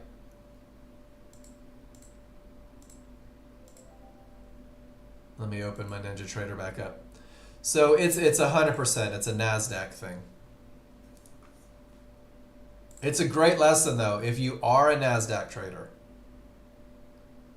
That patience, instead of just fighting, tends to pay dividends.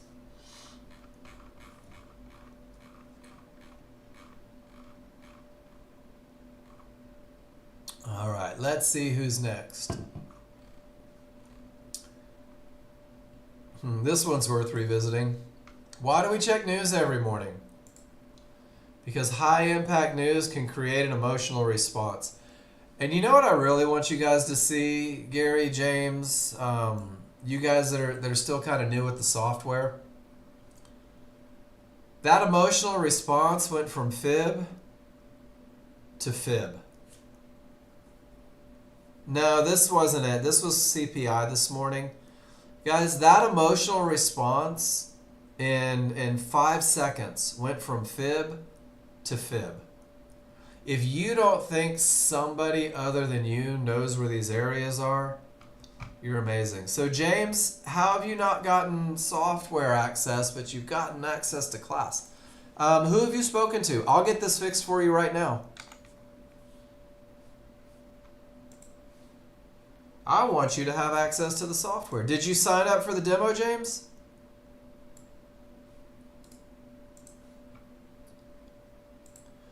And did you speak to a client advisor?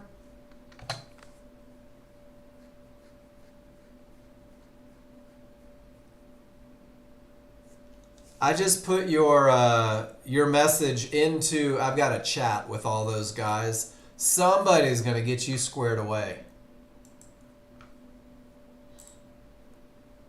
Oh, so you haven't spoken with anyone yet. No worries. I love that you're in here before the demo even starts. That's pretty cool. So what I did is I just put in your name. Could you do me a favor? Could you type your email address so that they can find you easier?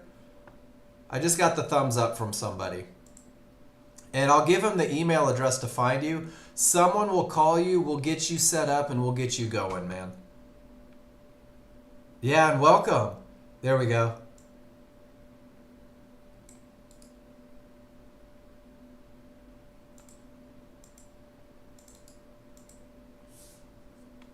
I'm going to type that in there. Pick it up trucking at gmail.com. Not the first truck driver we've had in here either. The first trucker, you may not be the driver. But we're going to get you up. We're going to get you squared away. And then tomorrow you'll be able to follow along a little better. But please feel free to ask any questions that you have this morning. I'd love to answer them to the best of my ability. There's crude oil. Look at all that. Crude oil inventories just came out. All right, who's next? Bob be the man. Strong top. So Bob, not a strong top yet. Can we talk about just basic language? Are you with me? Cool. So to have a strong top or bottom, first it's a termination, which means that price reaches the area, all the triggers remain below, all the triggers remain above. The second piece of the puzzle, Bob, to defining a strong top or bottom is that the large triggers roll from green to red from a high, now it's a strong top, or they roll from the bottom, now it's a strong bottom. So what you have is price didn't quite reach, but that's okay. These are areas. But at the time of your entry, you see how the large triggers on the large chart were still 100% up? They were up, which puts a couple things into play. One, you don't have odds favorable momentum because the large triggers are up, the small triggers are down, the colors don't match. You're in a transition phase right here. You also don't have a clear path directly into a fib. So what you did here, Bob, is you pulled one over on the market. Without momentum, without a strong top, without a clear path, you sold a mid band at the large triggers and it worked out. Not one that's going to win more often than it loses, because you're really void of most of the advantages in place. If that blue fib wasn't there, Bob, 100% go rock star on it. But let's talk about one thing that's pretty cool is these small triggers are down and they're really fast. So you had the immediate momentum and you had odds favorable momentum on the small chart. So you do have momentum on both charts. You don't have the strong trigger looks, but you do have that fast indicator momentum. You do have odds favorable momentum here, and you are coming off of an area. So there's a lot of positives in here. And then you held that all the way down to trouble, which is pretty awesome too. And I think it's funny that this blue line pulls you out, but this one doesn't keep you out. Once you were in, your risk was minimal and you handled it really well. And you knew that you didn't have a clear path, which means that you probably had your management hat on.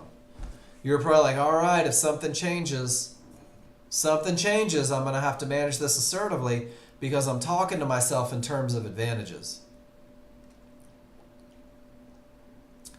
And remember that the wick didn't print. You saw the pullback over here. That wick wasn't a thing until the market was back down here. So you used your small chart to define where the wick was most likely to form. Nice job. Little unorthodox, maybe a little luck on that one, but once you were in, willing to manage, you managed it beautifully. And guys, I'm telling you, I talk about the best of the best. I don't give you everything that could ever be done with the software, because we'd be in this classroom for 73 hours.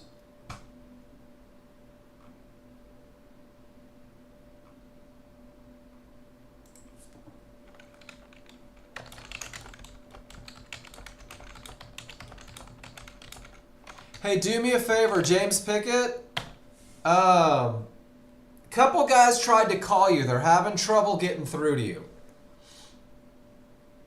They're getting no answer. They want to get you software and get you taken care of, but they're struggling to get through to you. If you want to private message me a phone number for them, I'll have someone get with you right now. Sorry, I'm doing double duty here. I want to make sure you get taken care of. Do you know how to DM in Discord? Yeah, no worries.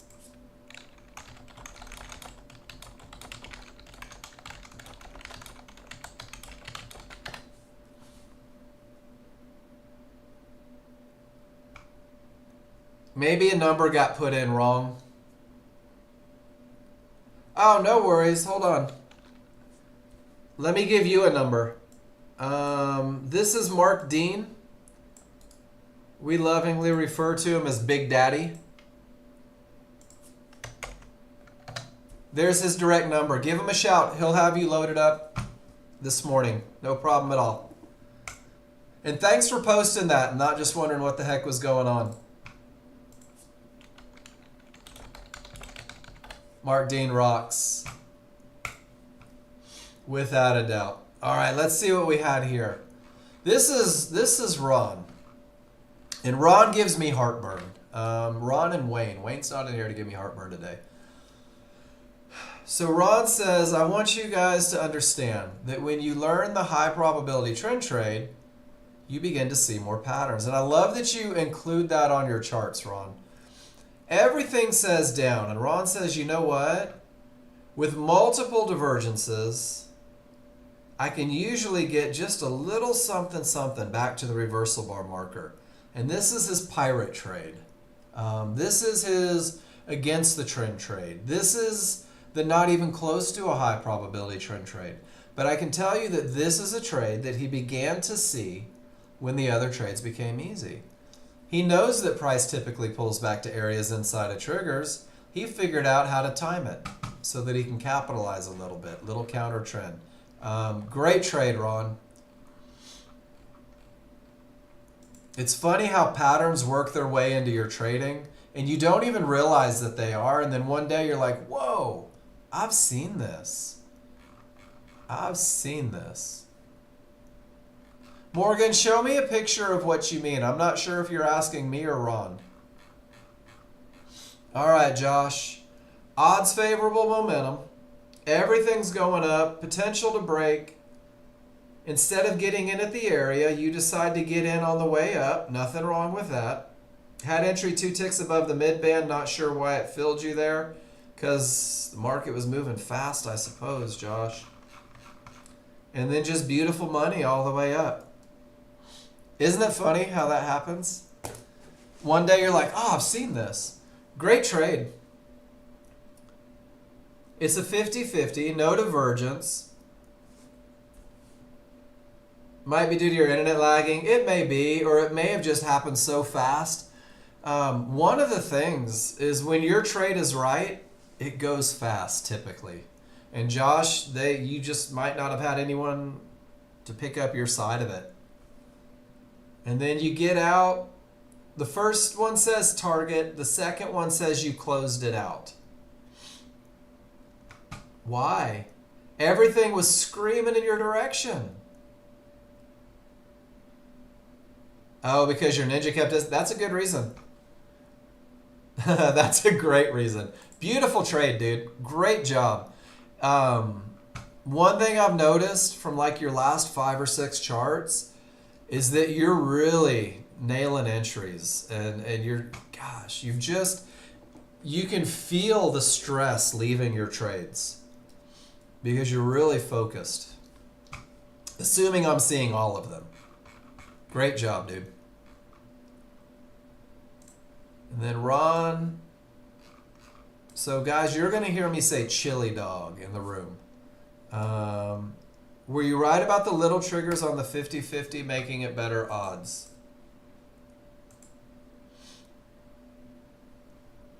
With no divergence on the 5-1s, the little triggers remaining above the large.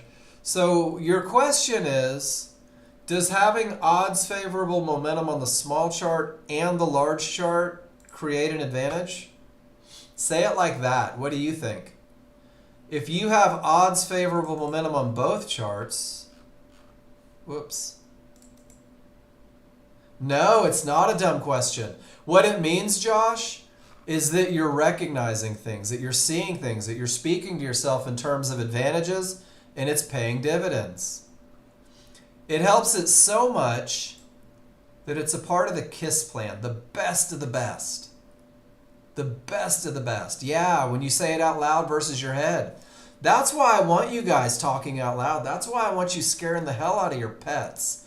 My dog gets excited when she hears odds favorable momentum and clear path. Her tail starts wagging. because I get excited. But isn't that cool? You'd read it, you'd heard it somewhere, but now it's starting to come to you second nature through your chart reads. You don't remember reading it, but the lesson is stuck through repetition, Josh. Strong triggers. I don't care what time frame it is. Strong triggers are strong triggers. There's an advantage in odds favorable momentum. Great job, dude. These are the little aha moments that you guys don't know to celebrate yet. Whoops. Skipped Ron's. And these are the little aha moments that I will definitely celebrate. When I start seeing you guys incorporating your chart reading into your plans and you start seeing these things, you start talking about these things, that's when it's pretty cool.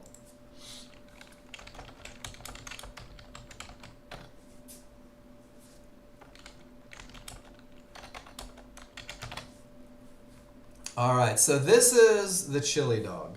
Sorry for the digression.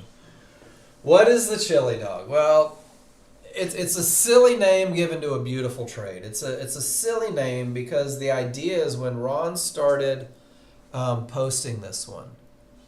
What chart is that where first had circles and bars? So Gary, what you were seeing with those circles on the tails was how to study. Let me find it for you real quick. No? Okay, show me a picture. I'm not sure. Let's backtrack. This picture?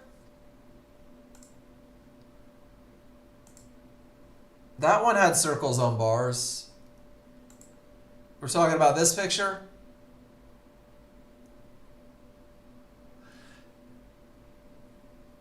This is why it's always easier to ask questions. So this one doesn't have any, oh, this right here with the dots on the bars, I got you.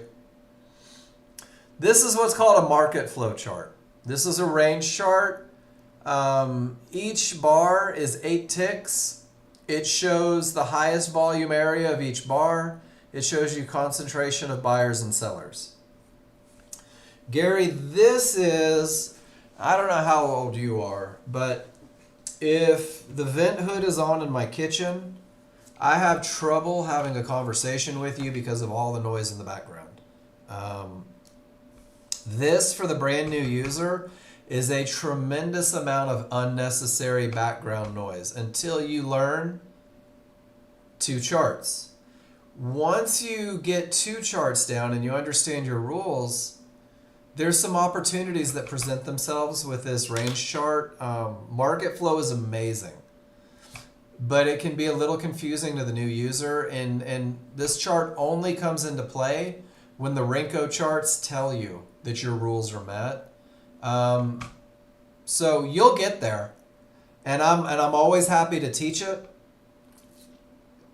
But we have to teach it through people's trades. One thing you'll notice on his trade is he had strong triggers, and he had strong triggers, and he had strong triggers. So he's using this chart as a confirmation of momentum initially. Does that make sense?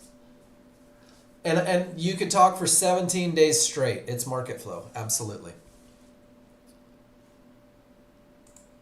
Exactly what you use it for. It's just, it's a third giddy up, right?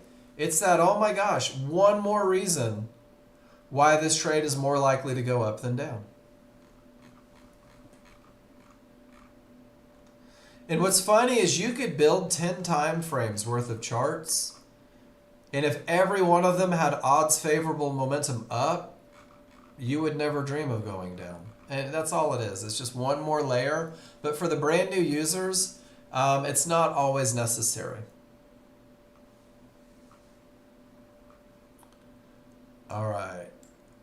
So here's the chili dog trade. What's a chili dog trade? Well, chili dog is the phrase that came in because this isn't a huge runner. It's not a giant profits trade. It's not a let's make $1 million trade. This is a trade that has a couple of the basic lessons turned into a different way to capitalize. And I'm going to show you because I think it's brilliant. If decisions are made at key areas, Ron created a trade where he said, I want the back of the bars. I want all of price action to get away from the decision-making process. He also said, I want the greatest momentum look ever. I want a market. This is Morgan's. Oh, good job, Morgan. But Ron said it. And Morgan copied it. Either way, I'll go back. I apologize. Let it clear the area. Have momentum. Have room to a quick target. And that's the whole premise, guys, is, there we go. Have momentum, clear the area, have room to a quick target. Price outside of smalls triggers, stacked and boogieing. Base hits by chili dogs. And there it is. You don't have to make $1,000 every trade. If you make $100 10 times, it's still $1,000. Your bank account doesn't care what the increments were. So when you have momentum and path, you'll find a way to capitalize. And that's exactly what Ron did. And then Ron was nice enough to teach it to the kids. Great trades, both of you guys. But I like to give credit. Ron was the inventor of the trade. Ron created the trade, and he's actually done wonders to be a nice enough guy to teach it to the kids here in the room. You guys are the kids. All right, Morgan, not a strong top. Price reaches the mid band, which is now a termination condition. Gap theory's over. Why did you go short?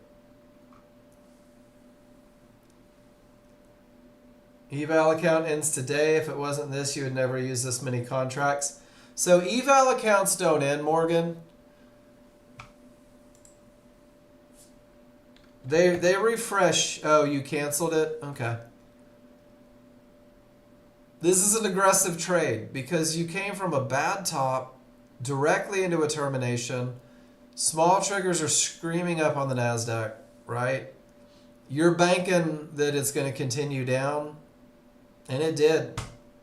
So as long as you realize there's a little bit of aggression in that one, you're trading directly back into a termination condition, but it's kind of brilliant because the termination condition has already given you the reaction.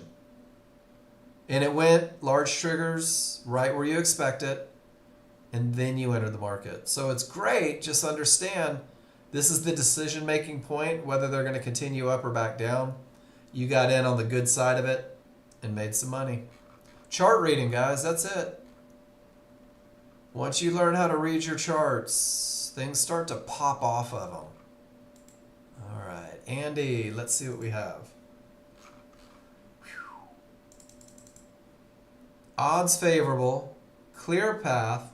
Andy takes, it's kind of a cross between a momentum trade and a trend trade. It's a pullback right to an area right inside of triggers. And then he takes it all the way down to Fibonacci support. So understanding, what are those white lines on the big chart? I'll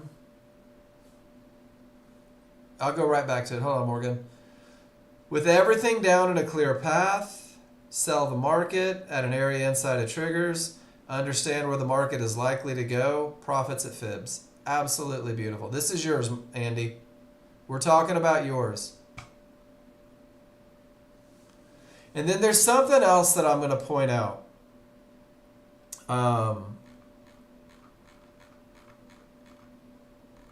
And you guys hate it when I do this. But I'm going to do it anyway because this class is about honesty. Not so much with me, but with yourself.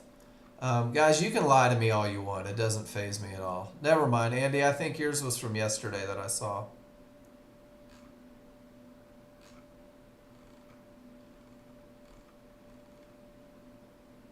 Yeah, that was yesterday's trade. Never mind. A lot of times I'll see the P&L and the P&L, and I'll ask what changed. But 2 different days, so never mind. Ignore me. All right, so these white lines right here, Morgan?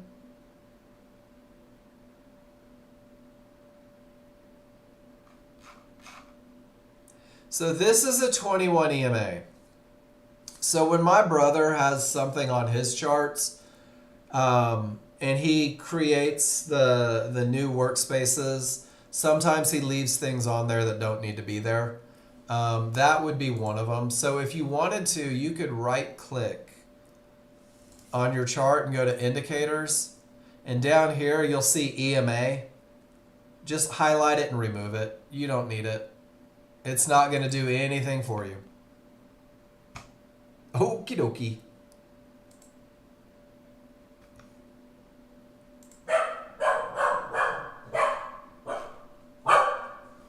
All right. Let's see who's next. Are you guys learning anything? I sure hope so. We still have a lot of pictures to go through too. And Andy, that was absolute rock star trade, by the way. Everything about that trade. Whoops, that wasn't it. Everything about that trade was sexy. Odds favorable, clear path, and understanding where the market is likely to go. What a beautiful profit. And that's a couple that you've shown us like that. Great job, dude. Not nearly as jumpy. One thing I've noticed, not nearly as jumpy. Guys, I see the progress in you guys. I see the change in the mentality. I see the patience. And man, if I ever don't celebrate it, call me on it. But Andy, you're starting to show a level of calm that you haven't had yet. I love it. All right, Miss Jen says, all right, Mark, let's talk about some stuff. I've got odds favorable momentum. And this area has the potential to break. And I don't know if you knew this, but when I pull back to an area and my small triggers are a full bar away, I get in at the area, and then I ride that wave all the way down to fibs. So you need a lesson on this, Jen? Small triggers a full bar away? Why not now? All right. Okay, just want to make sure. Jen, it happens fast. That's the one thing I want you guys to realize. When I talk about trigger lines a full bar away, it happens fast. And the whole premise behind that, and Jen, maybe this will take some of the stress out of it for you. The whole premise behind it is that price is probably going to go back to those triggers. And if I get in here, I've got time to protect myself if it bounces. That's all it is. So if it's a difference between a tick or two, Jen, just know that that's why, because they can act as support or resistance, and be prepared to protect yourself. That's all. That's all I want you to know off of that. Cool. That was for everybody, not just you, but it just gives you time to react. Oh my gosh, look at this one. Odds favorable, didn't quite make the fib. In on the correct side of the smalls. Oh, Jen, you don't need this lesson. Boom. Beautiful. Target 2 before fib, learning NASDAQ again. This is perfect. 100% perfect. The small triggers were too close, so you waited to get to the other side. Perfect execution of that NASDAQ entry lesson, Jen. You know what? I want that in the spreadsheet.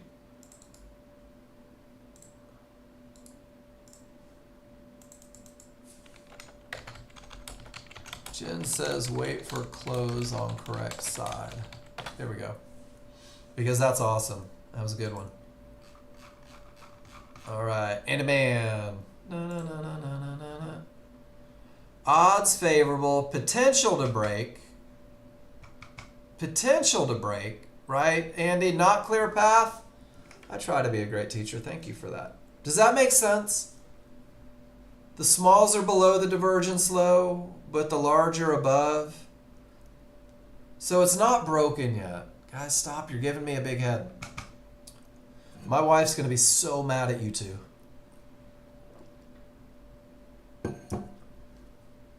So guys, this is a great lesson for everybody in the room.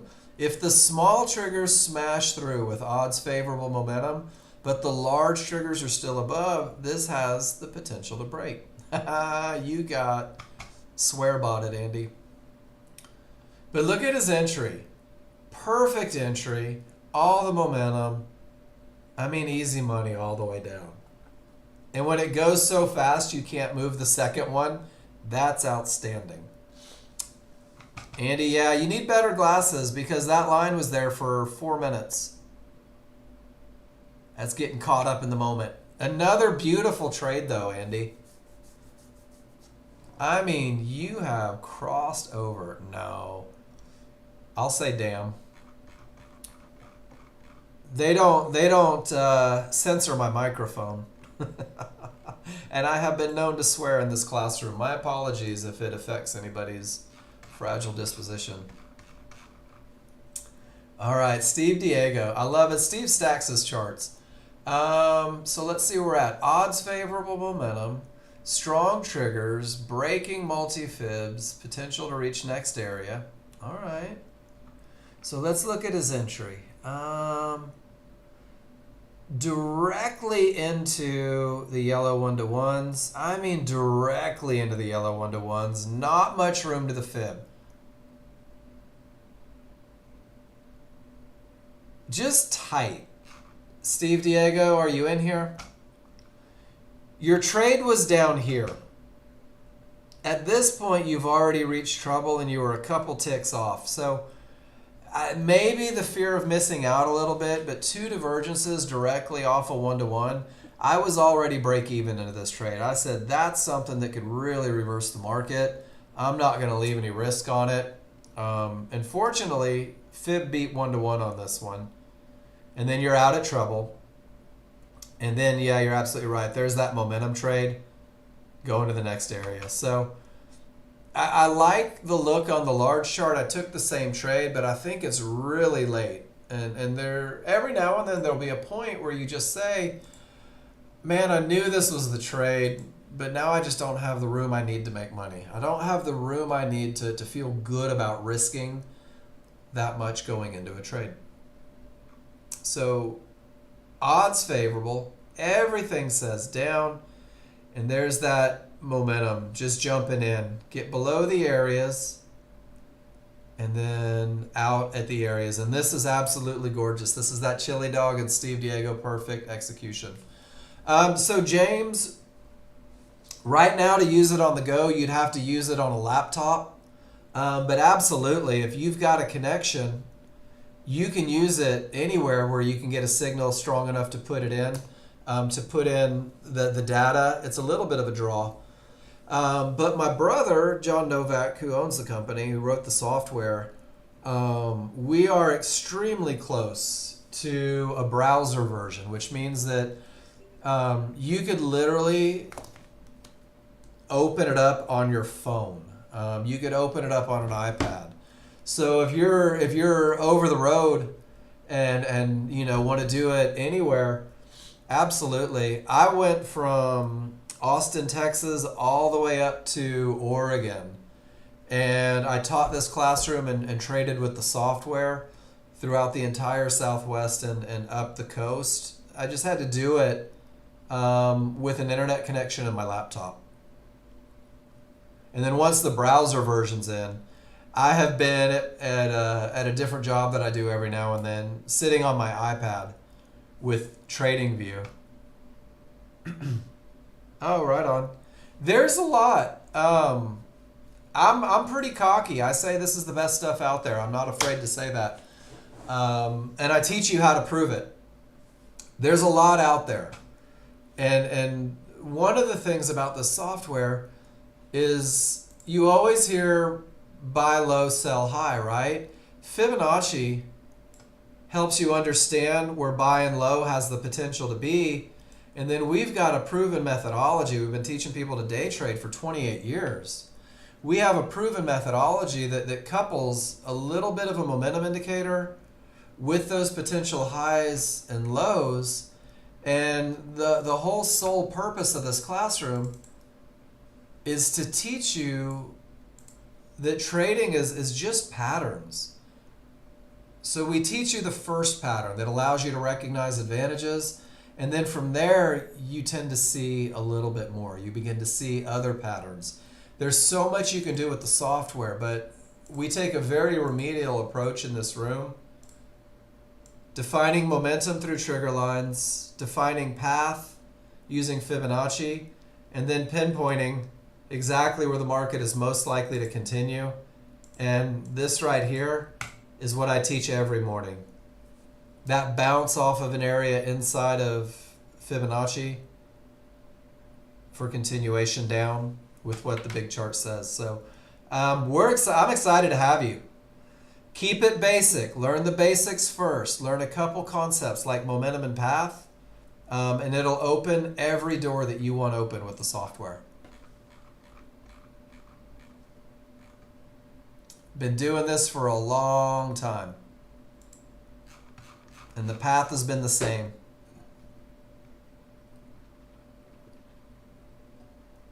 Yep. And then there's the other thing. With prop firms now, James, you don't have to have 20 grand to be a futures trader. You have to have $50 a month and consistency and just trade someone else's money. It's kind of cool.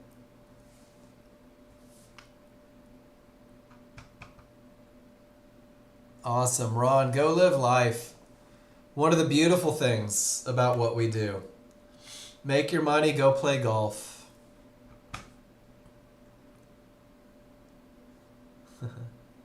All the momentum. Whose chart was this? This was, sorry, Jen? Is that right?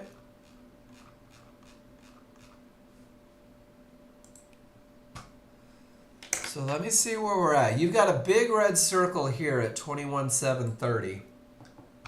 And 21,730 is right about here. So with all that momentum and the potential to break, small triggers were too close, so you tried to get in, and the market went so fast that you got in 8 bars later. I've done that. Welcome to the NASDAQ, Jen. Do you use the stop entry on these, or are you trying to hit buy now?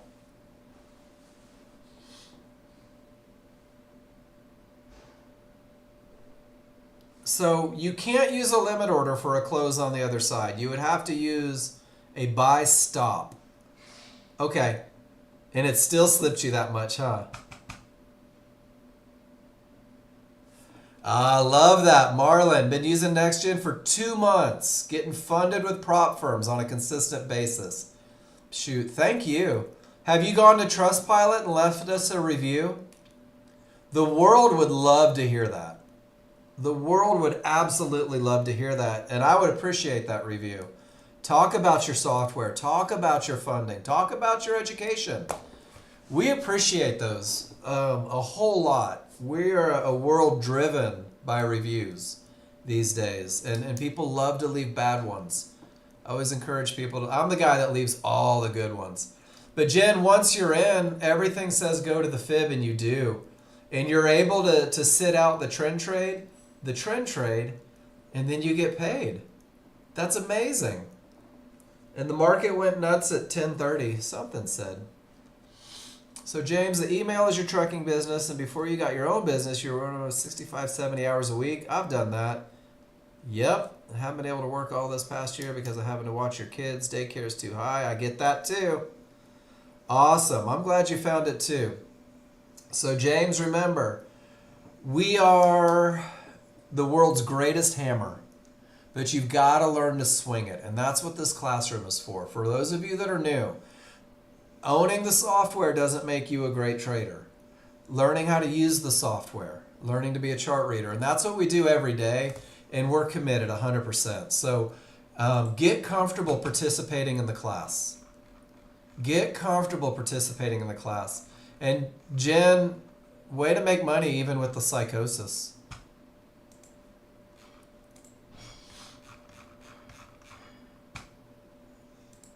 Yeah, for sure.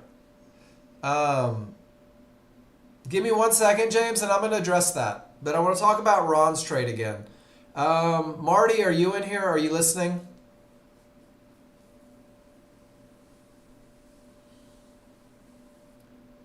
Termination reverses the market. This is huge, and it does. The Nasdaq gives opportunities all day. Odds favorable, clear path. In after trouble, out at trouble. This is perfect. Perfect trade. Ron's already gone. He's chasing bikinis, but momentum and path. When I say momentum and path is the core, I can't stress that enough. Odds favorable, 50-50, no divergence, entry on the correct side of the triggers. Profits, profits. Didn't move targets. Something got weird on exit. Your targets shouldn't be 2 points away. Or 5 points away. I'm not sure what your targets are, Morgan. But if you're running crude oil targets, oh, that's not enough on NASDAQ. That's $50 and $100, brother. NASDAQ is $5 a tick.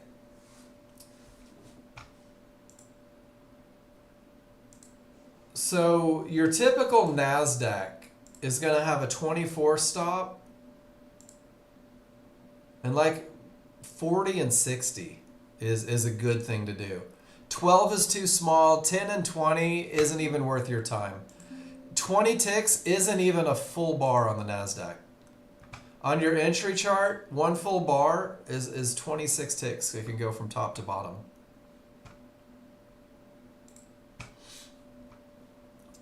So yeah, you had everything. Dead to rights and then just a little tight. Great job. Great job, great job. Andy Man. Everything says up. The path is clear. The entry is perfect. You caught the second half of Jen's.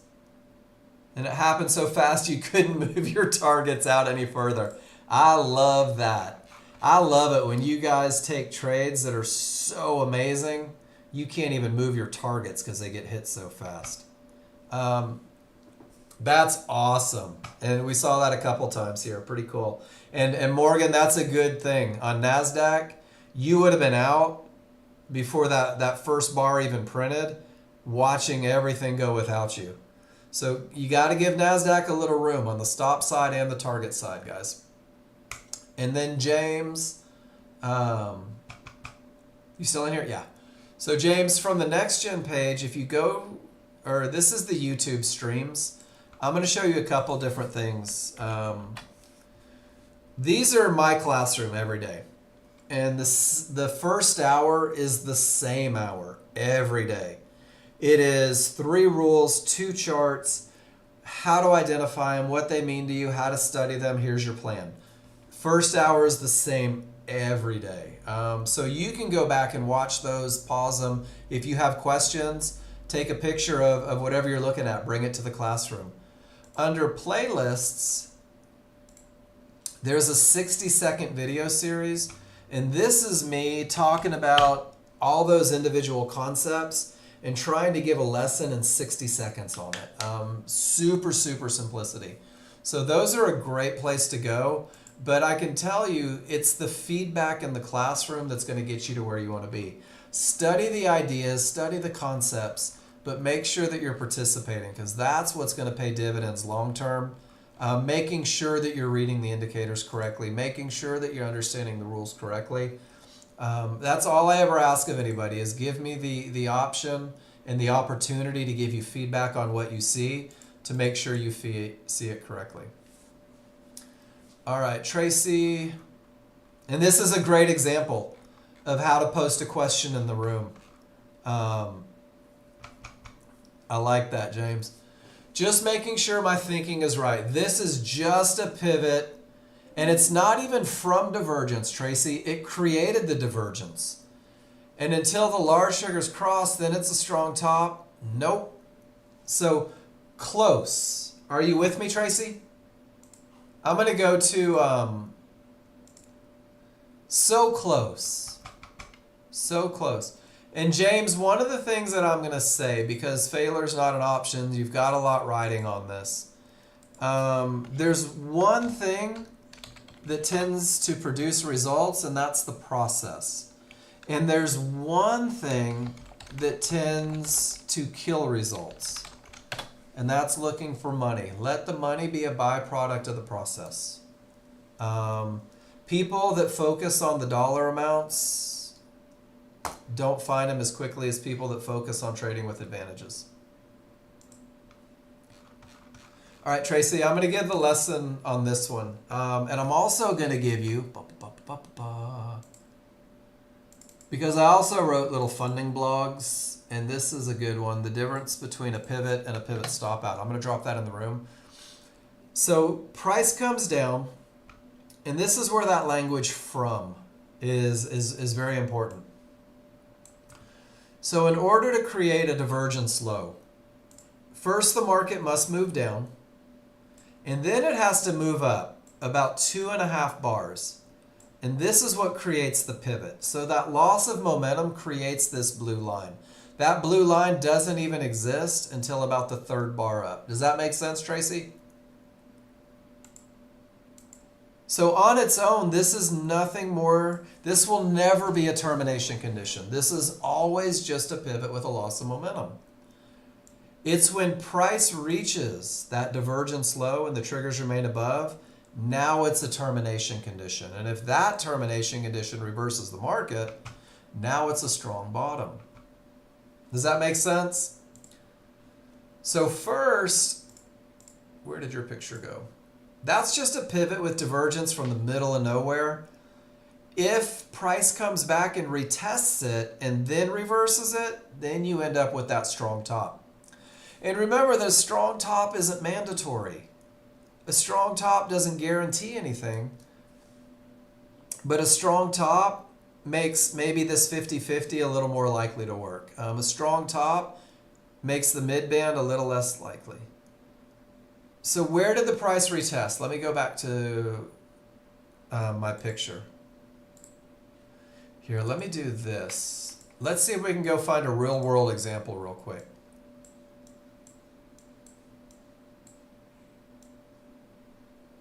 I'm going to find a pivot stop out if we get one. Market's been so crazy today.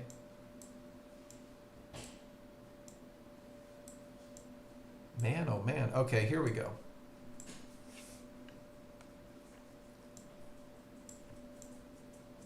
And I'm going to take everything off except trigger lines and divergence, Tracy. I'm going to try and get rid of all the noise here.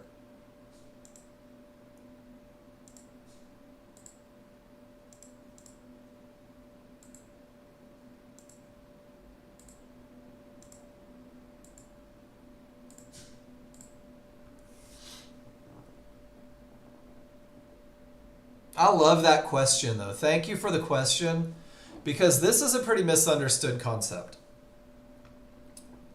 Okay. So first, this is a pivot with a loss of momentum. And if you back up a little bit, we've actually got two of them. This is a pivot with a loss of momentum. That's the first lesson. This right here is just a pivot. No loss of momentum. Does that make sense? Price goes up, price goes down. There was a loss of momentum. So one of the things that I do, Tracy, is I've got this artsy-fartsy brain. And this is kind of how I see this. So when there is a loss of momentum, and I'll give you this picture. At a high, it creates the magenta line. This line is a line in the sand where the sellers stole momentum. This is how I think of it. They stole momentum from the buyers, and they are daring them to try to break it. So here, the sellers said, buyers no more. We're stealing your momentum and we're pushing down. Does that make sense? And then when the buyers come back and they reach that line in the sand, the sellers say, we already told you once, we're going to unleash on you and we're going to push that market down. And the same thing happened here. This pivot, the seller said, seriously, we told you. We don't want you to go up anymore. And look what the market did. The market went all the way down. And when the buyers came all the way back up, and that is a 56-point move, and they hit that line in the sand, the sellers shut them down again. So first, it's just a loss of momentum. It's a taunting. It's, hey, triple dog dare you to try it again. And that's what creates the termination condition, right?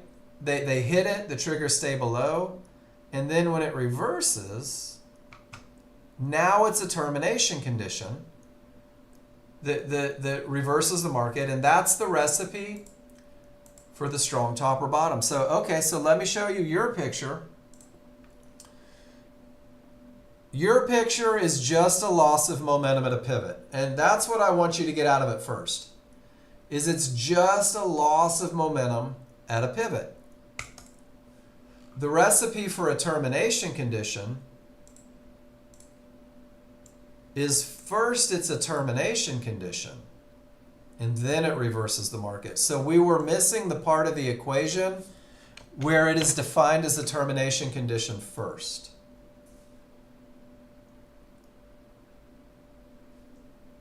So your pivot that's not coming from an area that was never a termination condition cannot produce a strong top. Does that make sense? Or did I talk in circles?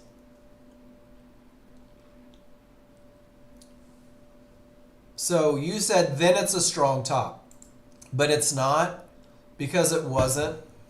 Okay. So do you see this pivot as a termination condition? Let's do that one. What are the rules for a termination condition? Price reaches an area, triggers remain below. So it's not a termination condition. Okay, I know how we're going to fix the circles.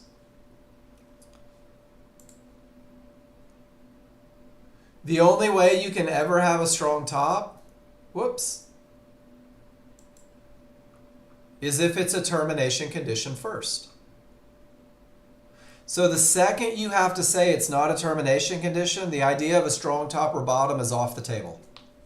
Does that help?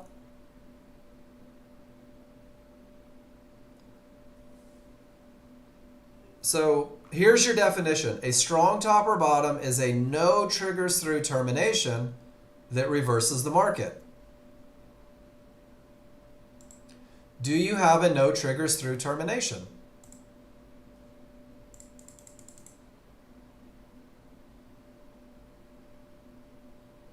And you have to know the difference between a loss of momentum and, okay, so could this ever be a strong top or bottom?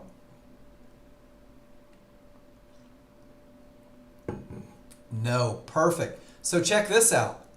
That was a no triggers through termination condition, right, Tracy?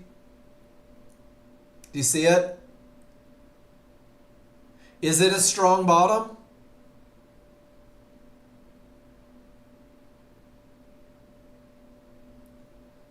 And it's okay to have the wrong answer. No, it's not, because it never reversed the market. So it's important when looking for strong tops and bottoms that you know the actual phrase. Strong top or bottom is a termination, and then it reverses the market. First, it's a termination. When it reverses the market, it's a strong top. It's a strong bottom. This one never reversed the market. It only created a little untradeable bounce, but your large trigger stayed down. Does that make sense?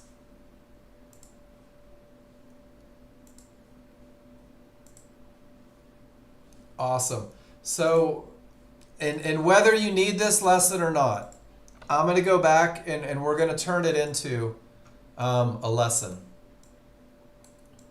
So this is for everybody, not just you.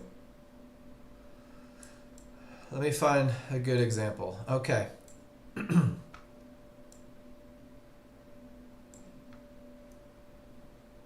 So here the second line of the small triggers didn't get through resistance. So I can call this a no triggers through termination condition.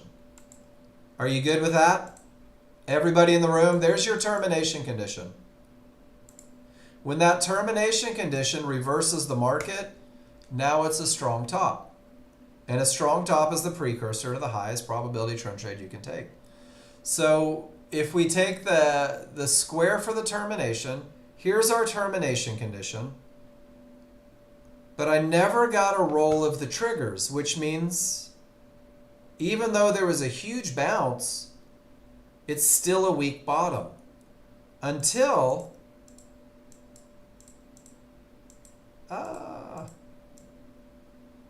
triggers didn't get through here and it reversed the market. Now it's a strong bottom. So it takes both parts of it. Small triggers got through the one-to-ones. Even though it reversed, we're going to call this a weak top. And look at the reaction off of the weak top. The market continues up. Price reaches Fibonacci support. It quit printing there because it's the middle of the night. Reverses the market. This is the strong bottom. Bigger move up. Price reaches support. Triggers never even blink, but it didn't reverse. 3 divergences in the same price range. Triggers don't break. This is a strong top. Price reaches support. Triggers break. Even though it reversed and went up, I can't call it a strong bottom. So I always use that language. Price reaches, no triggers, there's the reversal. Pretty cool, right? So one of the things that I like to do is once you learn the language, it becomes easy. And I try to associate language with everything. What is a strong trigger? Well, a strong trigger, and we're going to do it for all of these because this is a good lesson. A strong trigger is always the separation between the small and large. So when you learn the language, you can identify. A termination is always price reaching an area and no triggers breaking. So you can use the language to be able to do the chart read. And a high probability trend trade entry is always an area inside of triggers. So language is good. All right, assuming this breaks and the market continues down, would this prior divergence cause you not to enter the market based on a potential termination condition? All right, great question, Kurt. So let's go to language again.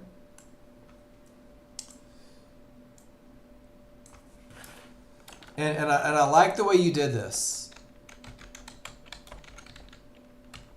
So do you know what another word for potential termination condition off in the distance is? It's a target. And then when price reaches, I have to reassess. So, and reasses. Couldn't care less about that if price doesn't reach it. Right? Couldn't care less about it if price doesn't reach it. The same way this fib meant nothing to me until price hit it. Or those one-to-ones.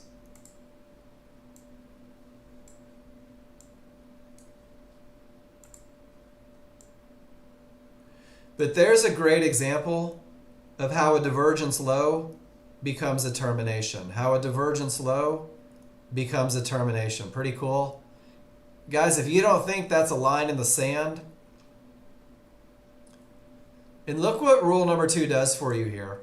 From support to one-to-ones to support to resistance to divergence low to resistance to divergence low to resistance. Do you see how rule number 2 is defining where the market may stop, where it may bounce? And you can choose not to trade into these areas because the rules aren't met. Great lesson. I hope that cleared it up. So triggers didn't break the termination condition, Tracy. Large triggers rolled. Can we call it a strong top? Or I'm sorry, a strong bottom? Absolutely we can. Termination condition, triggers roll. That's a strong top. Termination condition, triggers roll. That's a strong bottom. Termination condition, triggers roll. That's a strong top. Holy crap. Why do we even have strong tops or bottoms? Because when the rules are met after, it's a good looking trade. It doesn't negate the idea that price reached resistance and the triggers are still below. So good lesson there.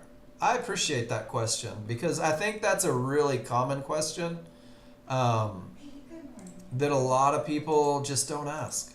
So great stuff, man. Thank you. All right, Andy.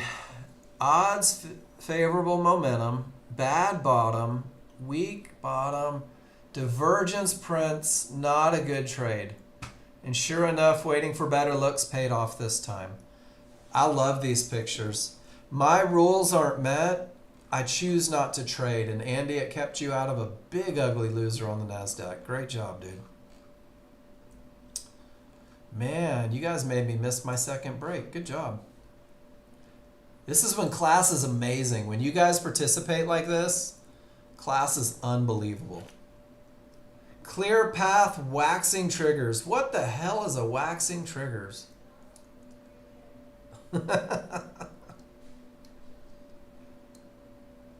All right, growing and widening.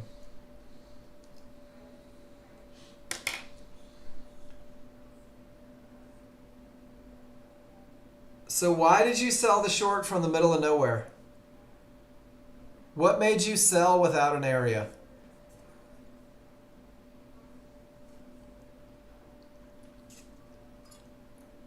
And did you sell it on the way up or the way down?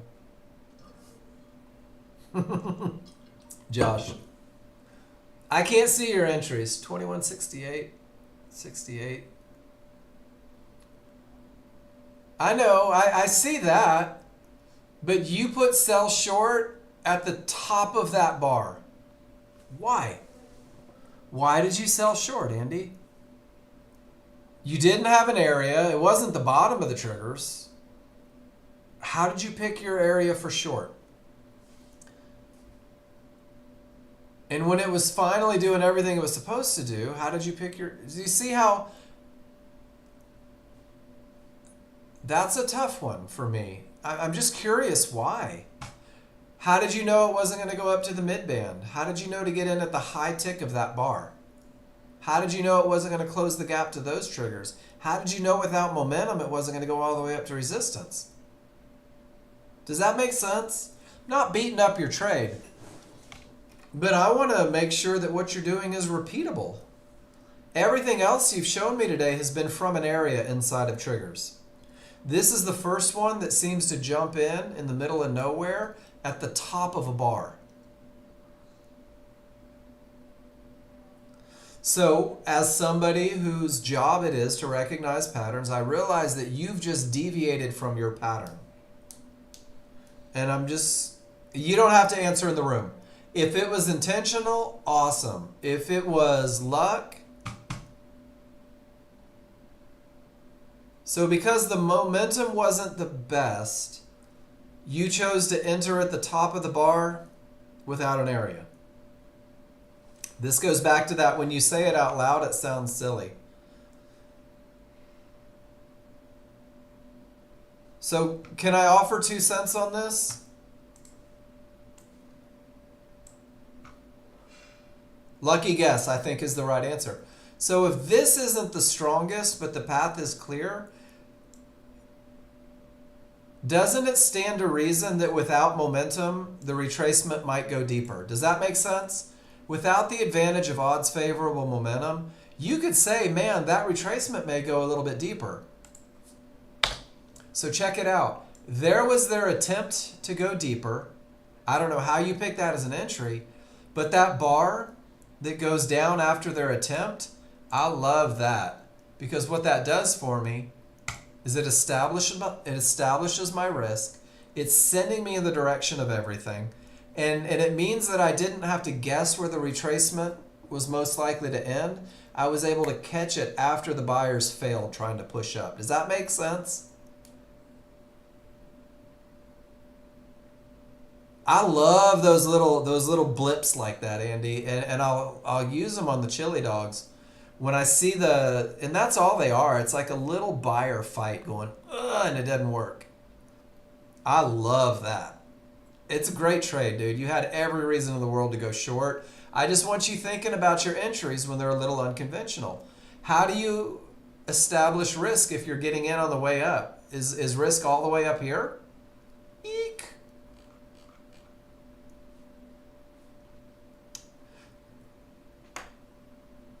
But I'm going to default back to what I said. You put 30 ticks of risk.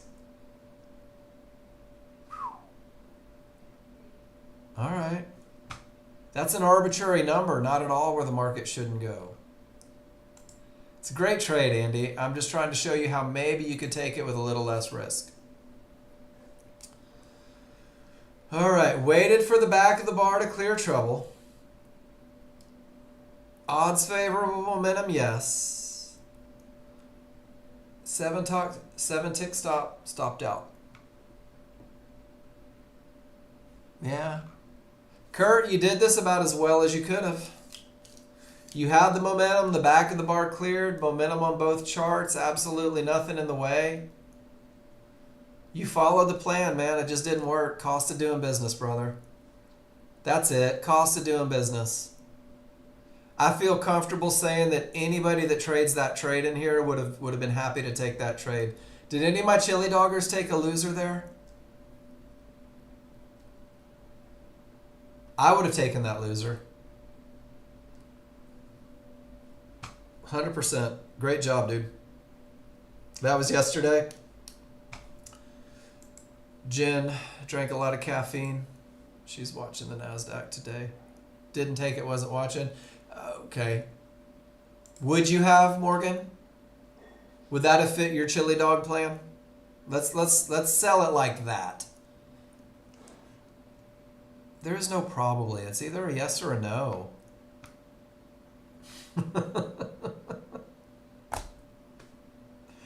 You guys are making me work for this.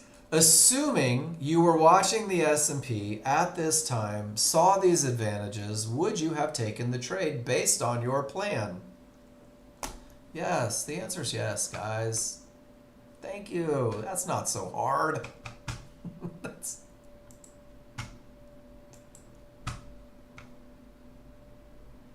What's the 6081 dotted line? I believe that's where the MASH unit was. So he's got this indicator, Andy, that he gets a line right where price is. It comes off. It's a Ninja script thing, I think. So there's never, like, you don't have to look right and try to guess. He literally has this black dashed line that follows price. It's pretty cool. It's free in NT8. What's it called, Kurt?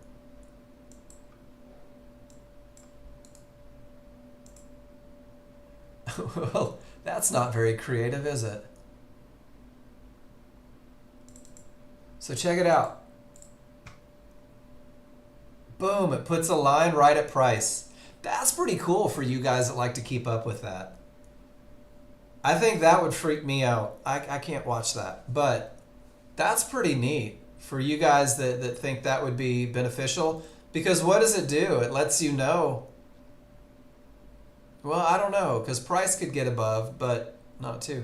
So it might let you know when it hits an area, right? Did price hit the area? I don't know. Let's watch the price line. Pretty cool stuff, Kurt. Guys, I love it when you share stuff. I love it when you're like, man, check this out. This is something that I find. This works. Yeah, so Andy, you also see it in the black highlighted there. But remember, everybody's different, right? I've been chasing the same brunette for 30 years. Gino, yes.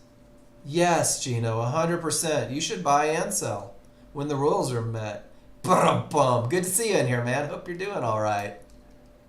Guys, this has been a pretty awesome class. A lot of questions, a lot of feedback, a lot of great pictures. And Andy says, consult the Magic 8 Ball. So let's see what they say. Should Gino buy the market?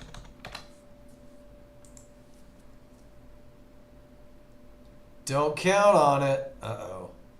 Hold it. Should he sell the market? Cannot predict now. You know, the Magic 8 Ball has never been that accurate. I love it. Guys, notice 3 divergences in the same price range?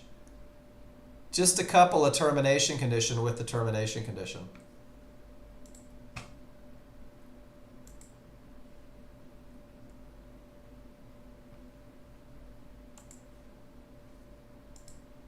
We've got about 10 minutes.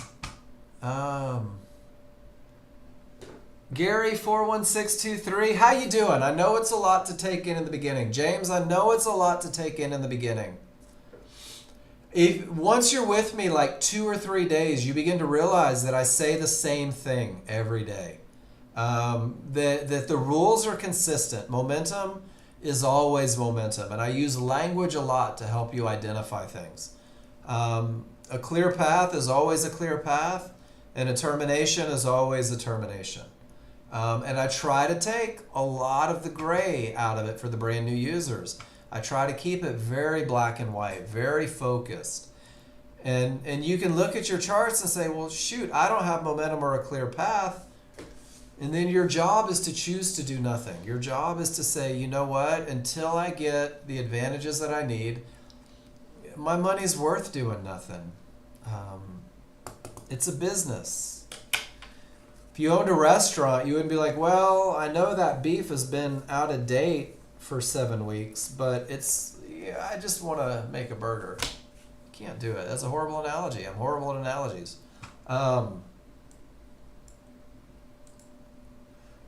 So for those of you that want to study a little bit, Nexgen YouTube. There's 10,000 videos to confuse the hell out of you.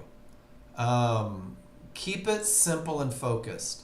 If you're brand new, first hour of the educational room, do it at 2 times speed, listen to it, listen to me say the same thing over and over. Do the 60-second playlist. 17 minutes of your life. Great, great videos. Check it out, Tracy. Pivot stop out. Is he already gone? Let's talk about the difference between a pivot and a pivot. And look at this guy. He was a hippie. Man, long hair. I'm going to end the YouTube, bro.